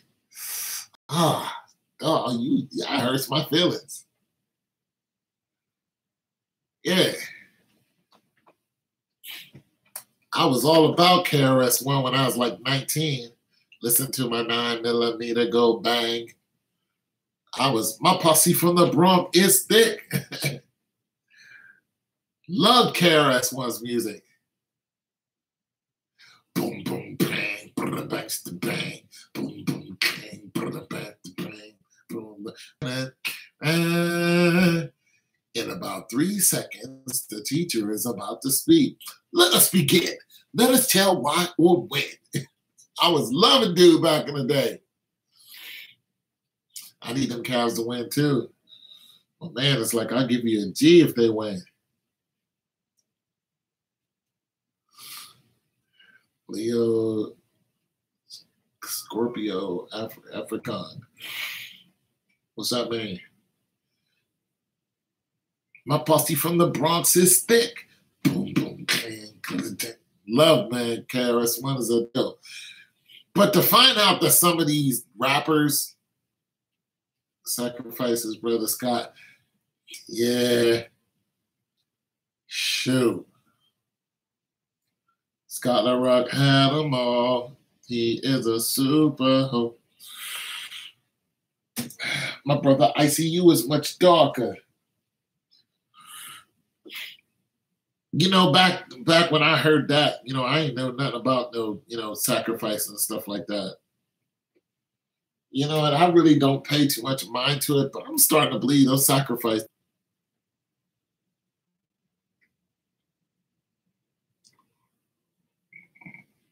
Yeah, I'm starting to really believe that Scipio Africanus, yeah, he was a dude who named America. Well, that was America's Vespucci. Scipio I never watched Brokeback Mountain. I was disappointed that those two actors was in it because Heath Ledger and Jake Gyllenhaal, those dudes like Jake Gyllenhaal with, you know, The Day After, and Heath Ledger is the best Joker I ever saw. I was like, oh no, guys, please don't do this to the guys who I like to watch. You never look at them the same. Yeah, Will Smith kids are definitely telling what's going on. I whip my hair back and forth. I was like, okay. I was feeling that with my hair back and forth, you know. I was like, yeah, you know, young Jada Pinkett, you know, yeah, they're sick. I was like, yeah, young Jada Pinkett, you know what I'm saying? You Jada's daughter. Get out there. And then when she started growing up, it just got his. And then they're super opinionated, like everything they say is worth, you know, writing down. All Night Winning Award is some nonsense. That movie tricked me. What was it called? Yeah. Oh my God. You guys want to talk about the Avengers? Yo.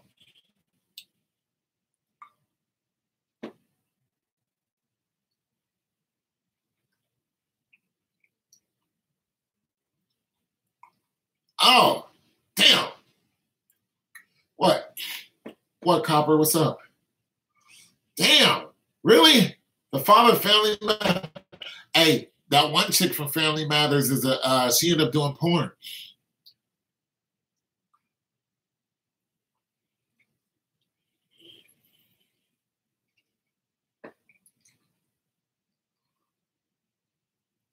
No, Avengers was great.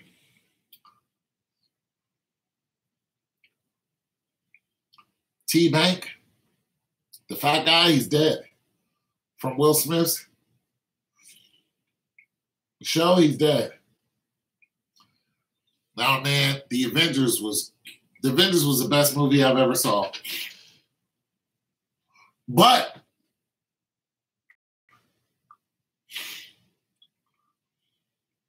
Urkel's side chick or Laura. Hold on. You mean the family who's hold on, let me look her up. Yeah.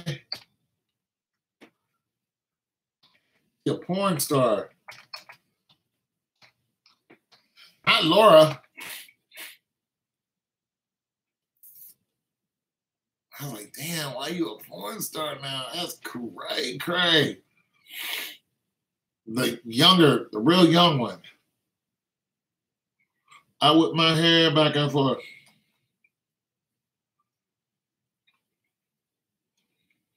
Oh my God, this is so slow.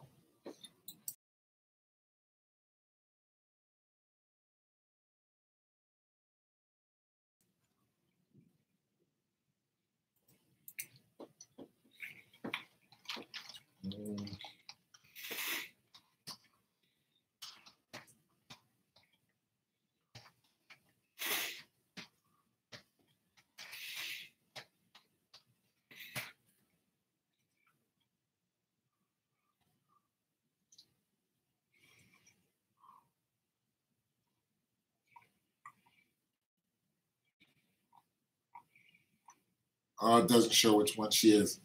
I've seen it before. She's a porn star.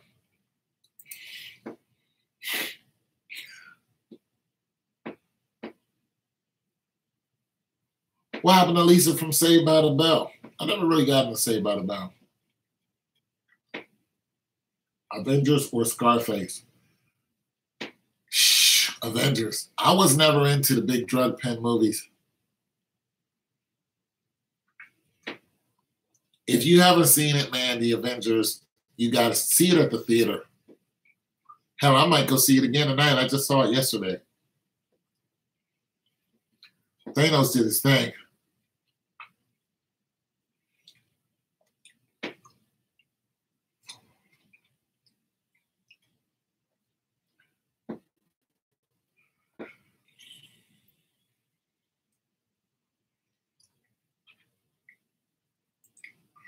Yeah, Thanos did his thing.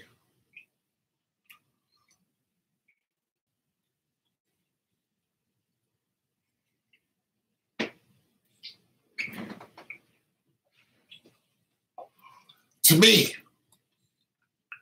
listen, Avengers is good. I'm going to tell you why Avengers is that good to me. Avengers is that good to me because I read the comic books 10 years ago. So I have a, different perspective than somebody who hasn't read the comic books.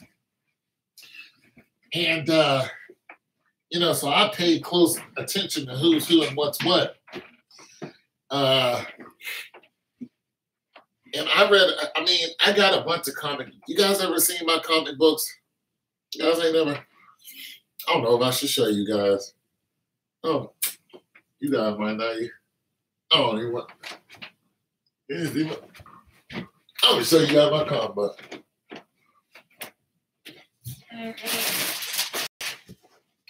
I deserve to see some of my. I don't even know y'all deserve to see some of my comic books. But I'm gonna do something.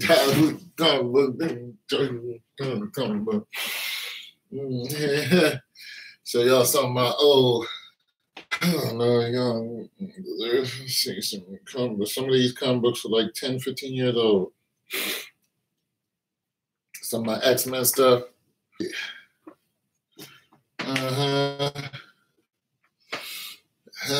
Yeah, this dude was born with a dying star in his head. Yeah. This is the Blob. You know what I'm saying?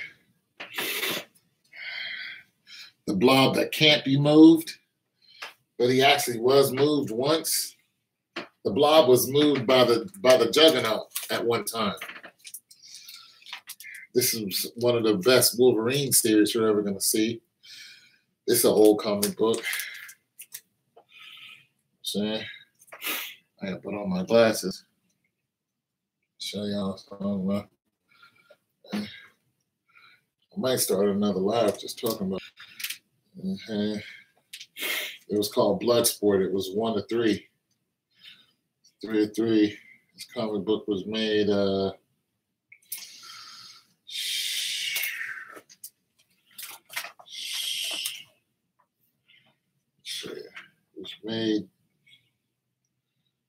back in this one is 01.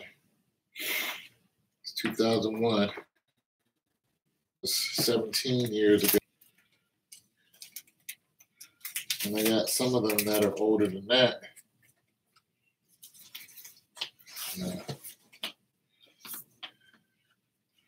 So I'll probably go back. I'm saying a lot of, so we'll go back even further than that. Image. I think I got some Image.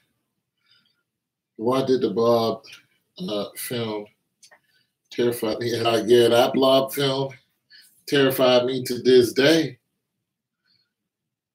You know what I'm saying? This comic book was made in 04, actually. Yeah, to some Frank Miller. I got an old Superman here.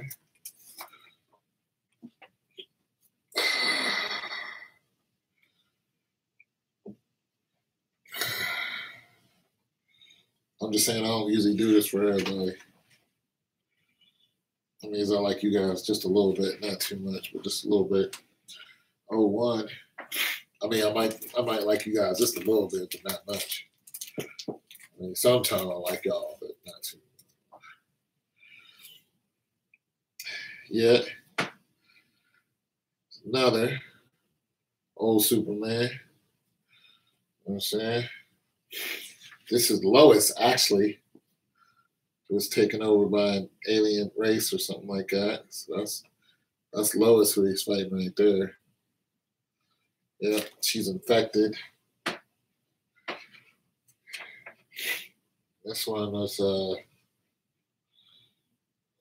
made, I think this might be 01 or something like that too. Yep, this is 01. Let me see if I got any. Oh, this was so dope. This is DC comic book, Catwoman. Great story. It was a story about Catwoman.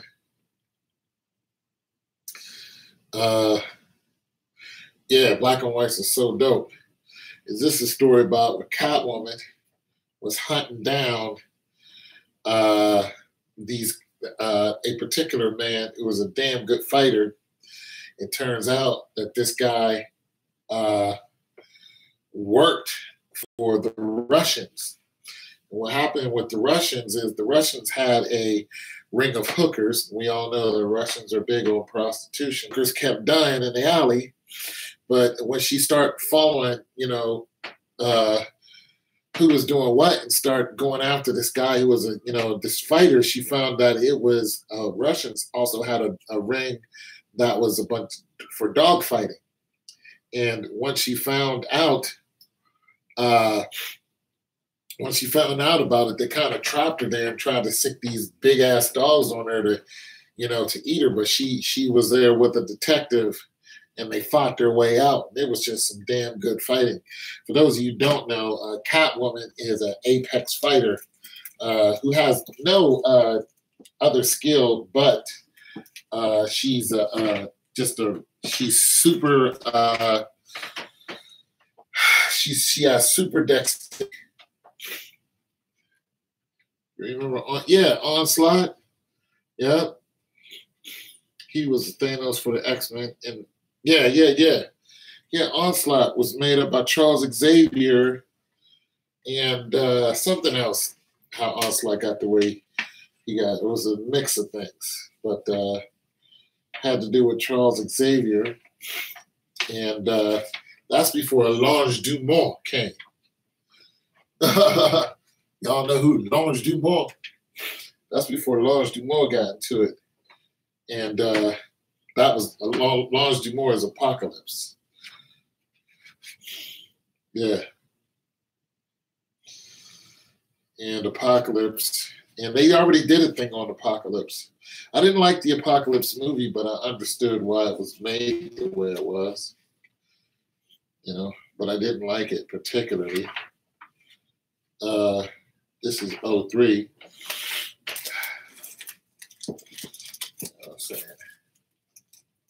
But let me see if I got any mostly X-Men. And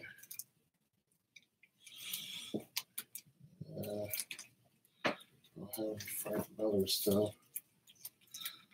Weapon X. I'm gonna start doing little videos on this. Gen 13. This was an off comic book. It was interesting enough. This came out back in 01, 02, something like that. It was interesting enough, though. It was a good storyline. The drawings were just way too over the top with the sexuality, you know. But what are you gonna do? That's what people wanted. But you can see they're in great condition. The majority of them, some of them haven't fared too well, but I forgot when this one was done. Got some more old Wolverine. You know what I'm saying? We had no. Yeah. Yeah. Old Wolverine, Coyote Crossing Part 5. This came out in 01. Yeah, the Apocalypse. The Apocalypse was actually a mutant. And he was actually one of the first mutants. He's actually one of the first mutants in the MCU. And the thing about Apocalypse is his, everybody thinks he was born like a god or something. He's not. This came out in 04. He just colored himself a god because his ability to, one, live a long time, two, just his ability to affect. But there's been a lot of mutants who had the ability to, like there was this one mutant who had the ability to, his name was Boost. You don't hear a lot about him, but he had the ability to jump inside you and amplify your abilities. Mr. Sinister might be John. Yeah, Mr. Sinister is my dude. This is when the Hulk fought up against Tony Stark. I actually have two of these.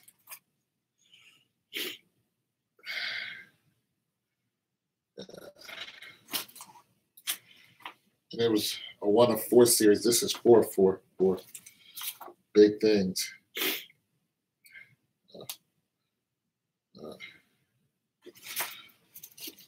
Mr. Sinister is actually more of a genetic scientist, but Mr. Sinister had he was really after Jean Grey and Scott, because he wanted to splice their genes and do all kind of stuff with them. There's a lot of people that don't know that Scott, they think that, Cyclops, his optic blast comes from some energy into his body. That's not where it comes from. Scott's optic blast comes from another dimension. I can't take my glasses off. Like, oh, yeah, you can. So he's able to take them off when he's underground for a while. But as soon as he sees the sun, or as soon as the sun hits him, his portal opens up again. He can shoot beams from the portal. Yeah. At one time, he also gets Captain America's, he turns into like a Captain America type of dude. Another thing about Scott Summers is he's a peak performer. He's like a real Boy Scout type of Captain America type of dude. That's why the shield, he ends up getting the shield at one time. But there's a few things about Scott. For one, Scott's body is at peak performance. He's at peak human performance. So when he fights, he's fighting with all the ability that a human can fight with.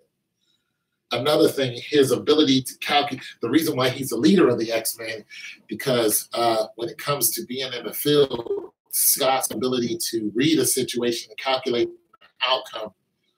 Yeah, I play StarCraft. His ability to read an outcome and calculate the outcome is superior.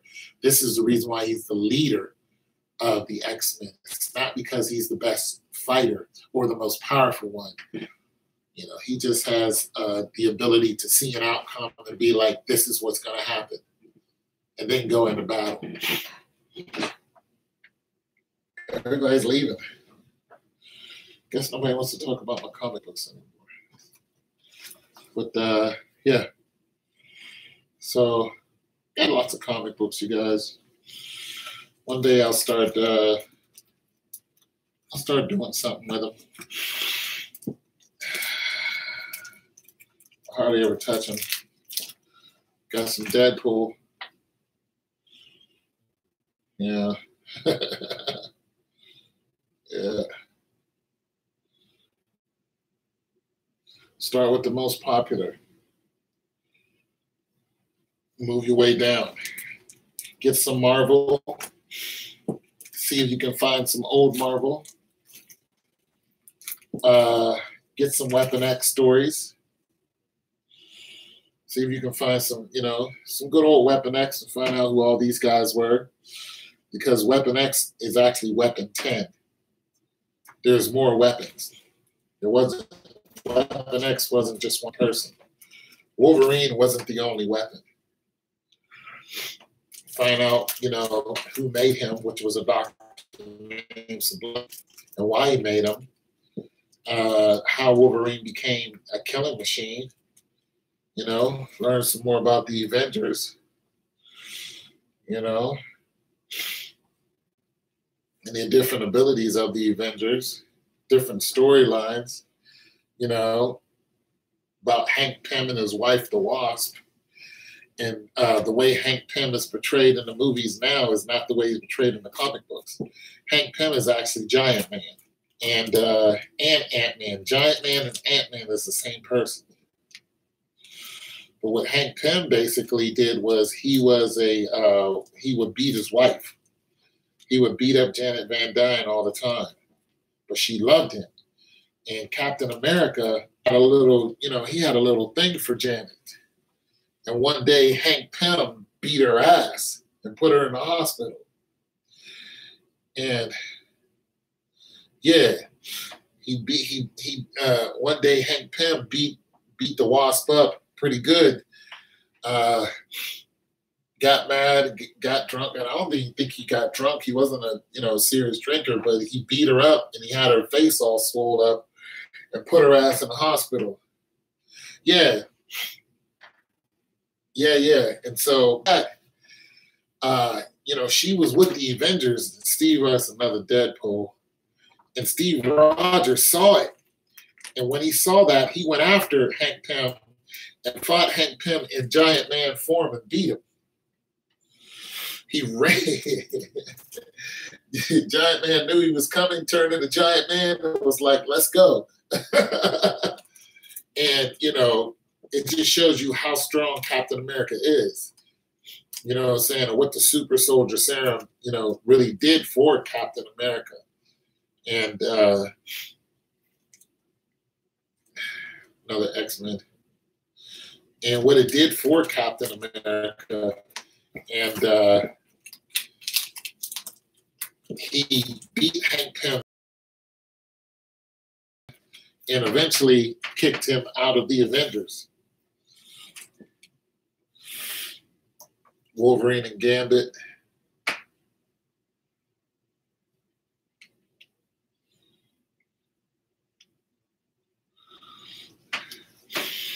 He kicked him out of domestic abuse and kept beating her up. And Janet, she isn't the type to just take an ass whooping like that, but she loved her. She loved him.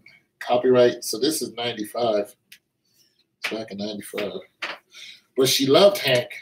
And she tried to stop Captain America from going after him. But Cap, he was just like, oh, hell no. You're just not going to be, whooping on her. We need her for one. And two, you're beating up on a woman. So he went after him and kicked his ass something good. And then Hank was like, all right, fine, I'll leave. He's like, Janet, come on. And then Janet didn't want to go with him.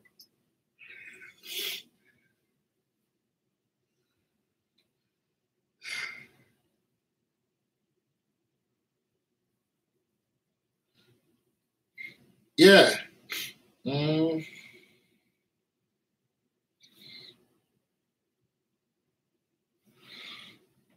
So Janet didn't want to go with him. And when that happened, you know, that's the beginning of the breakup. So.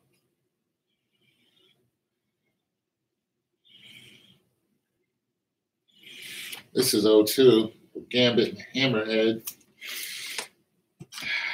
They don't show enough of Hammerhead. I mean, he only had one talent, but Hammerhead had one talent, but nonetheless, he was a street thug. I like when they get in street thugs and stuff like that in New York. You know what I'm saying? Because then you come down to people like the Iron Fist level. And at one time, the Avengers called up the Iron Fist and Luke because the Avengers were gone. So they were just like, we need somebody to, you know, help out. Yeah. So they called up Luke and Iron Fist. It's another old one. And they actually called us up. And they needed a strong man. So Luke was the resident strong man.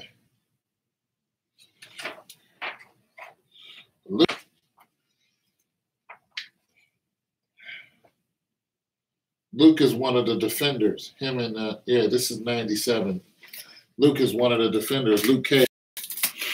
Luke Cage actually is who Nicolas Cage got his name from. Yeah, see you later.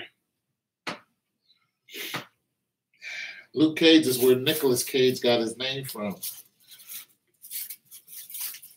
Because he liked the character so much.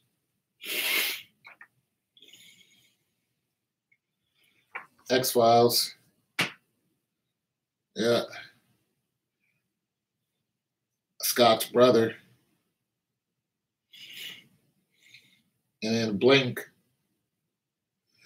Now, if you looked at one of the X-Men movies that came out about 5 years ago, had Blink in it, and also had Scully what? Had Blink in it, and also had Scott's brother Havoc. And the thing about Scott and Havoc is, what about Blink? Blink and Havoc? Yeah. The thing about Scott's brother Havoc is, oh, no. That's a different X-Files. This is Exiles. Exiles. Scott's brother Havoc and Scott can't use their power on each other. If they fight, it has to be hand to hand. And they do. They go at it hand to hand every now and then. So Scott Summers and Havoc Summers, and his name is not Havoc Summers. It's forgot what his name is, but he's another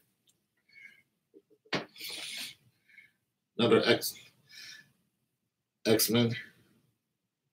That's the white queen right there. Yeah. And basically, it's after Jean, the Phoenix Force got Jean and didn't kill her, it just took her. It's 2004. It took her.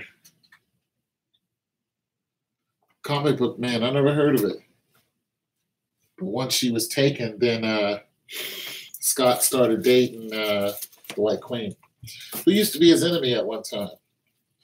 But she has a second mutation form of diamond. No problem, man. So she has a second mutation form of diamond.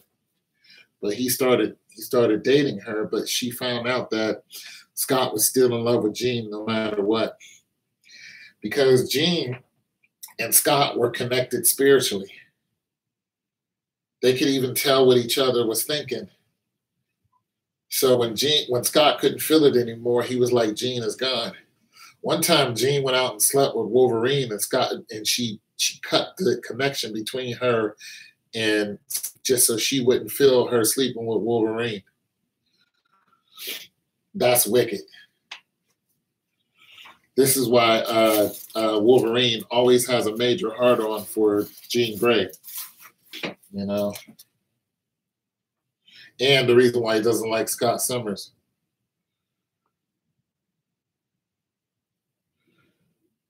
I never watched any of that.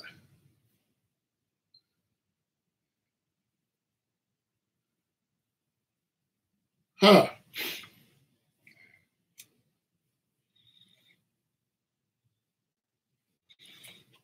Professor X running around with the blob.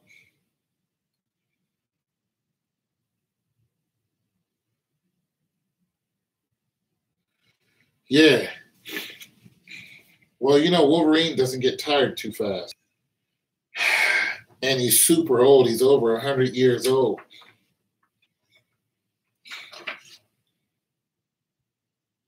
I'm saying 99.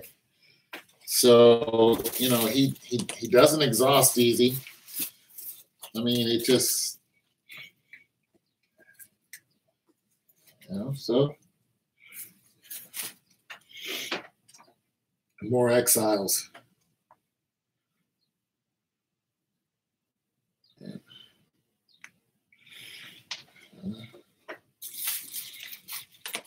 Trying to see if I had any,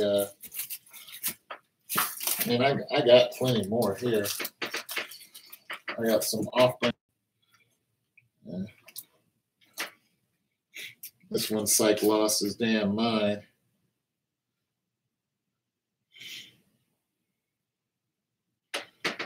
I'm saying.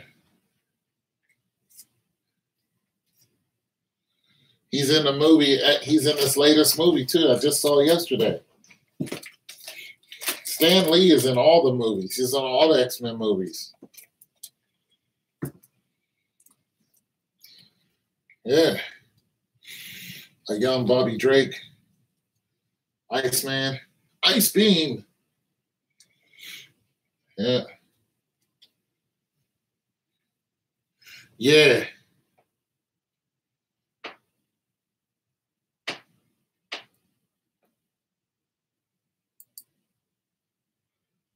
Yeah. I know that he doesn't have control over these characters anymore, which I thought was a shame. Like, damn, they just took your creation and ran. And now they're making all this money. You know what I'm saying? Young Justice League.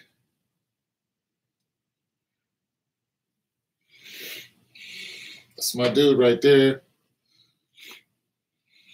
You know what I'm saying? He's like a Flash. You know what I'm saying? He's like one of the Flashes. Real fast. Fighting up against this dude named Harm.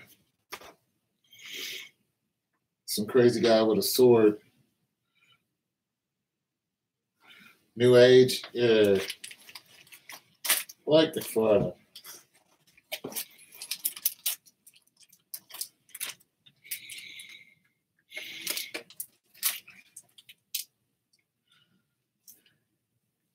Uncanny X-Men with the Angel. Yeah.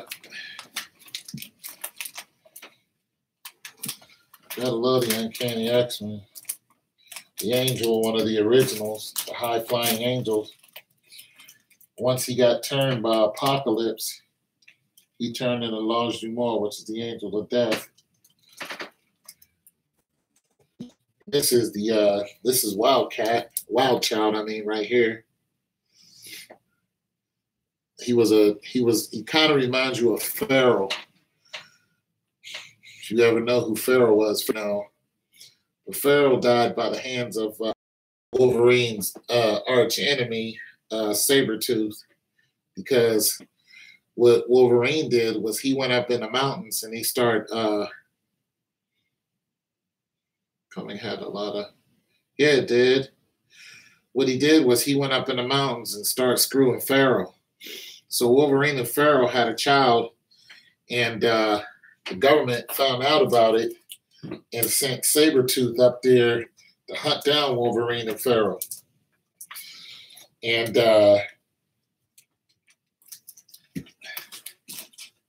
Sabretooth basically disabled Wolverine because Sabretooth has super strength. Sabretooth has super strength. Wolverine doesn't. They both have healing. They both have animal instinct abilities. But even Pharaoh was super quick. She was faster than all of them. But Pharaoh didn't have she had a healing factor, but Pharaoh did ability to get away from Sabretooth, you know what I'm saying? And basically, you know, he just tracked her down and then he cut the baby out of her. Killed her.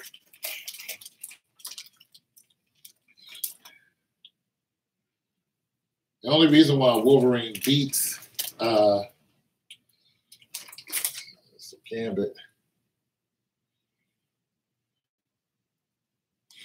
The only reason why Wolverine usually beats Sabretooth is because for one, he's in more control of his ability. Two, he's a smarter fighter because he took up all those abilities, fighting, you know, martial arts and all of this other stuff. X-Men.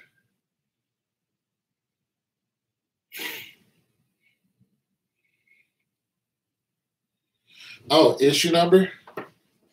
Okay, well, this is X-Men Tales of Mutants. Hard to see sometimes with the glass. Yeah, I feel you. Okay, so this is issue number 0, X-Men, issued September 01.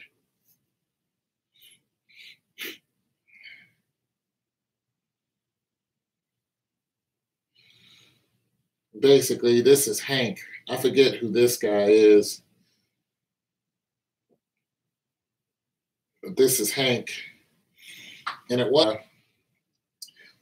one time Hank got turned into, I mean, he's the beast here, but he's, you know, he's got his sense, you know, and all that. But one time Hank got actually turned into a real beast.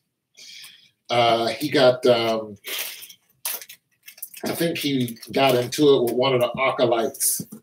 And the acolytes are brothers. They have the ability to, the dope cover, and they have the ability to take your mutant ability and enhance it, or the acolytes. This, the Ultimates, this was just crazy. Everybody wanted this when it came out. So this is Ultimate, and it just, I'm surprised they haven't done an Ultimate, and I bet they actually will. That's how good this was. After the Infinity Wars, they might do this. Let's see. This even has a parental advisory on it. Yeah, I seen the Venom trailer. Well, you know there's more than one Venom. Eddie Brock was the Venom. Eddie Brock, who get into it. Eddie Brock and Flash Thompson, they were both Venoms. And one of the Venoms was made because of Peter Parker. You know, because the Venom wanted Peter Parker. Peter Parker realized he was a lot stronger with the Venom, but the Venom had its own agenda, and Peter didn't want that.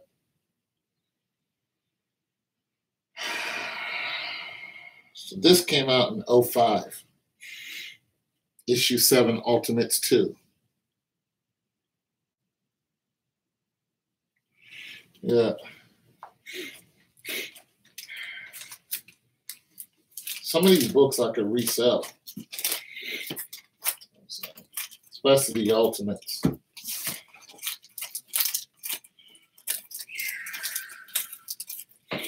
Deadpool. More Wolverine. Wolverine Origin. This is when Wolverine and Pharaoh had a child, and Sabretooth was sent to kill the child. So this is 166, issue 166.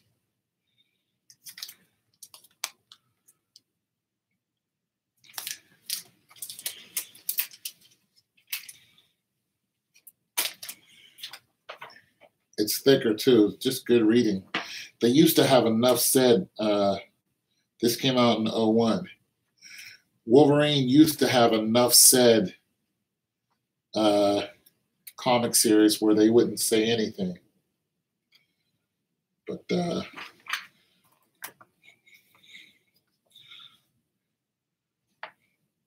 this guy was another Weapon X guy.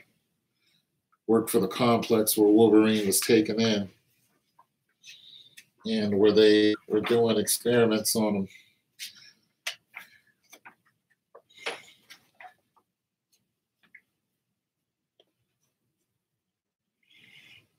They were doing experiments on Wolverine, and Wolverine broke out and killed everyone.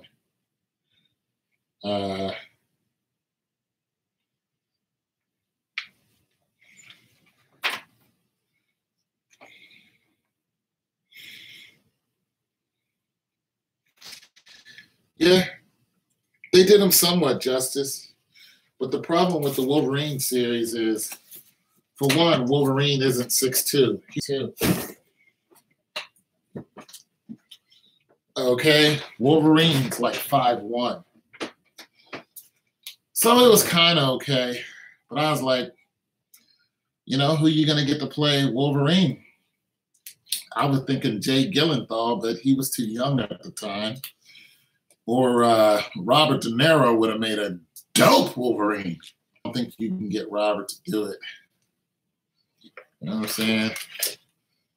You know, but there's some short, very, very short mutants in the mainstream of things.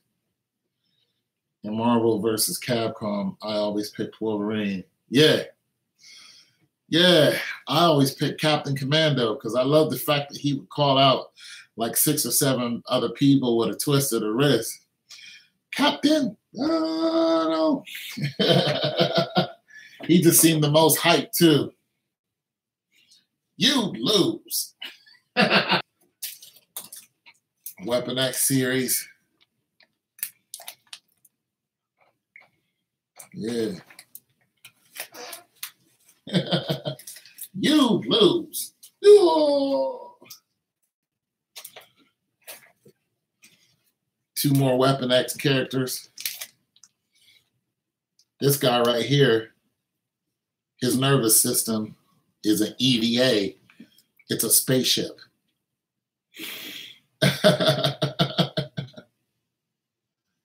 Yeah, his nervous system is actually a spaceship. And he calls it a she. And whenever he gets in trouble, and I think this right here is Zero. This might be Zero. We've seen Zero in a movie before. Zero, real nasty with a gun.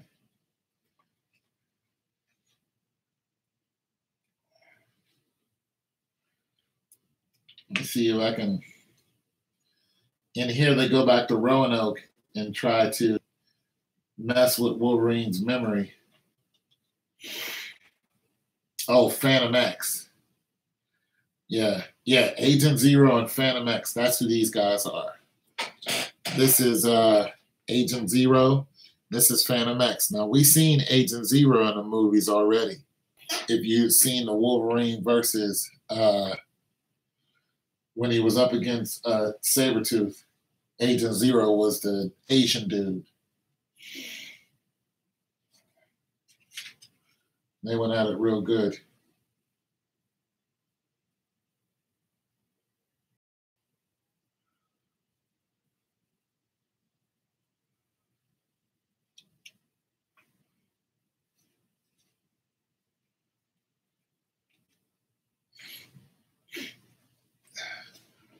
So basically, they were fighting, and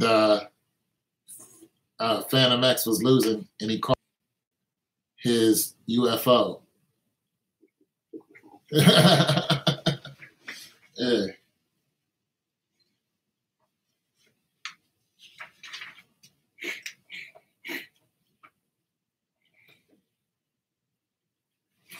Yeah, but I got a bunch of them. I think I got still some more sitting over in the corner. I mean, I got a bunch of them in this box right here. But I would start off with X-Men if you're going to start collecting, bro. Especially if you can get ones that a lot of these movies are done with. That's what I would do. There's a comic book store here that shows a bunch of comic books that nobody's heard of.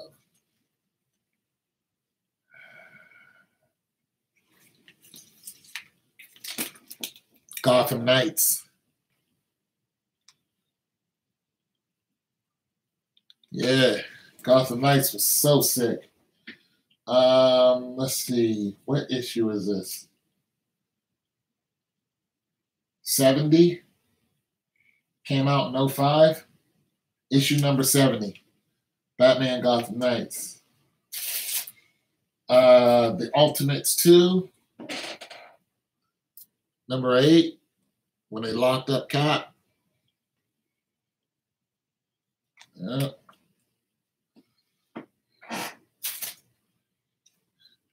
Detective Batman. Toxic Avenger was my Toxic Avenger, man. Yeah. Dark Knight, the Dark Detective. Super sick.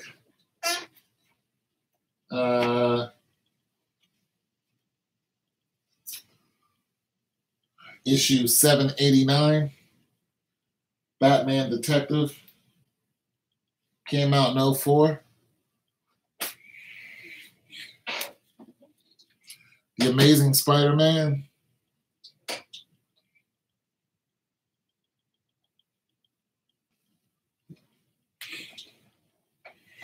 Issue 34.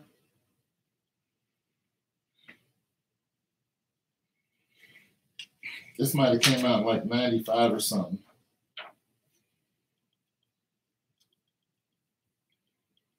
Came out in 01.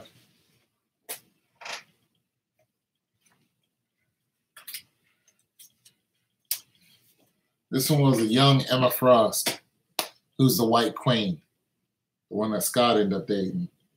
It's a young Emma Frost before she turned super evil.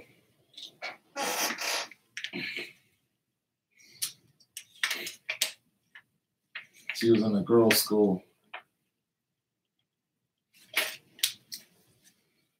Yeah. Extreme X-Men.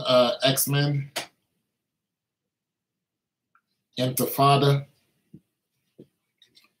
That's Gambit on the front there. Issue 33.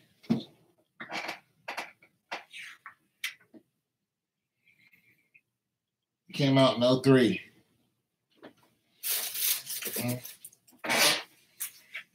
So I have an array. Spider-Man is that dope. I still think Tobey Maguire had the best. I do too.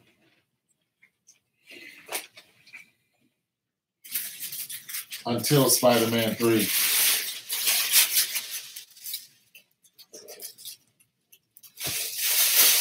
When Venom was played by Topher Grace. That was the worst one. you know. And then Electro was played by Jamie Foxx. That sucked.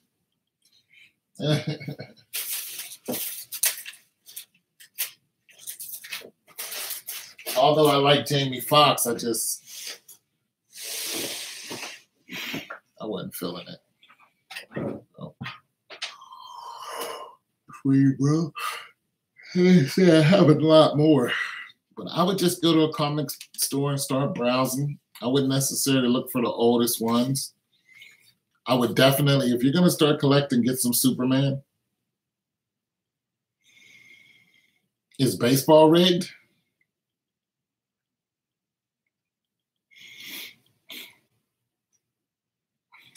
I think it is. I think baseball is hella rigged.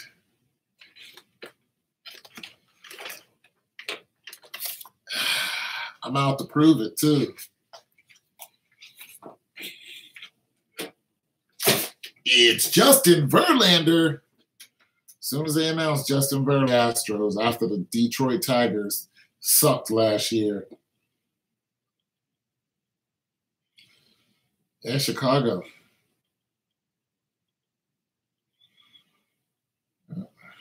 You're good. Yeah, man. Collecting comic books is interesting because the world that comic books takes you into, and then when you see it in the movies, you're just like, wow. So that's what that character really supposed to look like. You know, and you see the character moving and doing stuff with the beauty of CGI. You know, Chad Boswick as the Black Panther is a really good choice. The thing about Chad Boswick, though, that the Black Panther was actually a little taller, but he's still a good choice. It's a good American choice. But the Black Panther was definite. T'Challa was taller and he was a lot more muscular. Just imagine a linebacker in a Catman outfit. And I mean, I'm not talking about any linebacker. I'm talking about somebody built almost like freaking Superman. Which this Superman that they have playing now is not that, you know. His role as James Brown was amazing. Yeah, he got an award for it too. I'm gonna make it do what it do, baby. Got an award for that. He deserved it. He deserved every bit of it. Jamie Foxx made that character come alive, and he, you know, he treated it with honor and respect. What are you gonna do? Yeah, but the Black Panther is taller. The Black Panther, what a lot of people don't know, is the Black Panther he actually fought Captain America in a one-on-one. You know, they have him fighting in with the, you know, from the Accords and the disagreements that they're having from the Accords. No, Captain America actually fought. What Captain America did was he was sent into Wakanda before Wakanda was open to the public.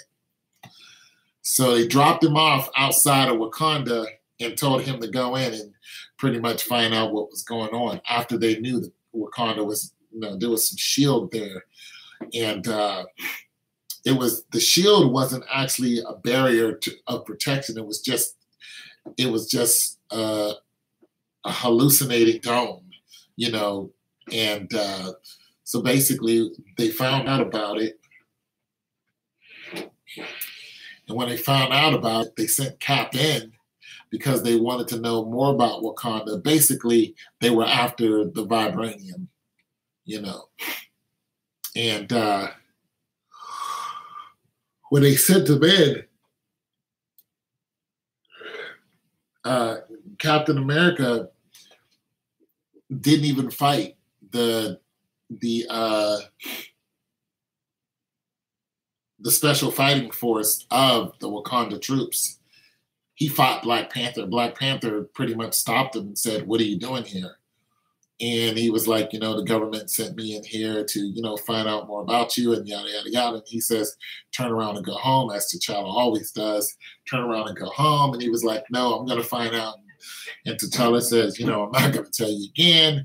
And anytime you threaten somebody who has, the Hulk's serum in their blood and has been beating people up for over 100 years, well, you're in for a fight. So Captain America, throws a couple punches, a couple kicks, they get dodged, and then Cap gets knocked down, and then he gets his shield and he charges T'Challa. And when he hits him, he knocks T'Challa almost out. He boom, hits his whole body, and T'Challa goes flying. And that's when T'Challa was just like, okay, now I respect you. Because he didn't. He didn't know that Captain America, well, he knew about Captain America. But, when you really know somebody when you fight somebody, just like they said in The Matrix, you don't know somebody until you fight them. Well, once T'Challa found out that his strength and speed is real, he was like, I'm going to end this. And he kicked him with a combination kick that knocked Captain America clean out. And that was just that. So, yeah, so they did actually fight. It was a good fight, too.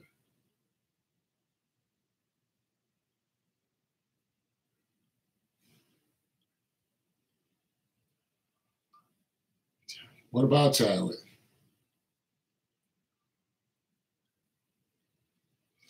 Hey, well, I'm finna get out of here, man. I'm tired. I'm gonna go lay it down, and I got homework to do. God bless you, sir. God bless you, America. You take it easy, man.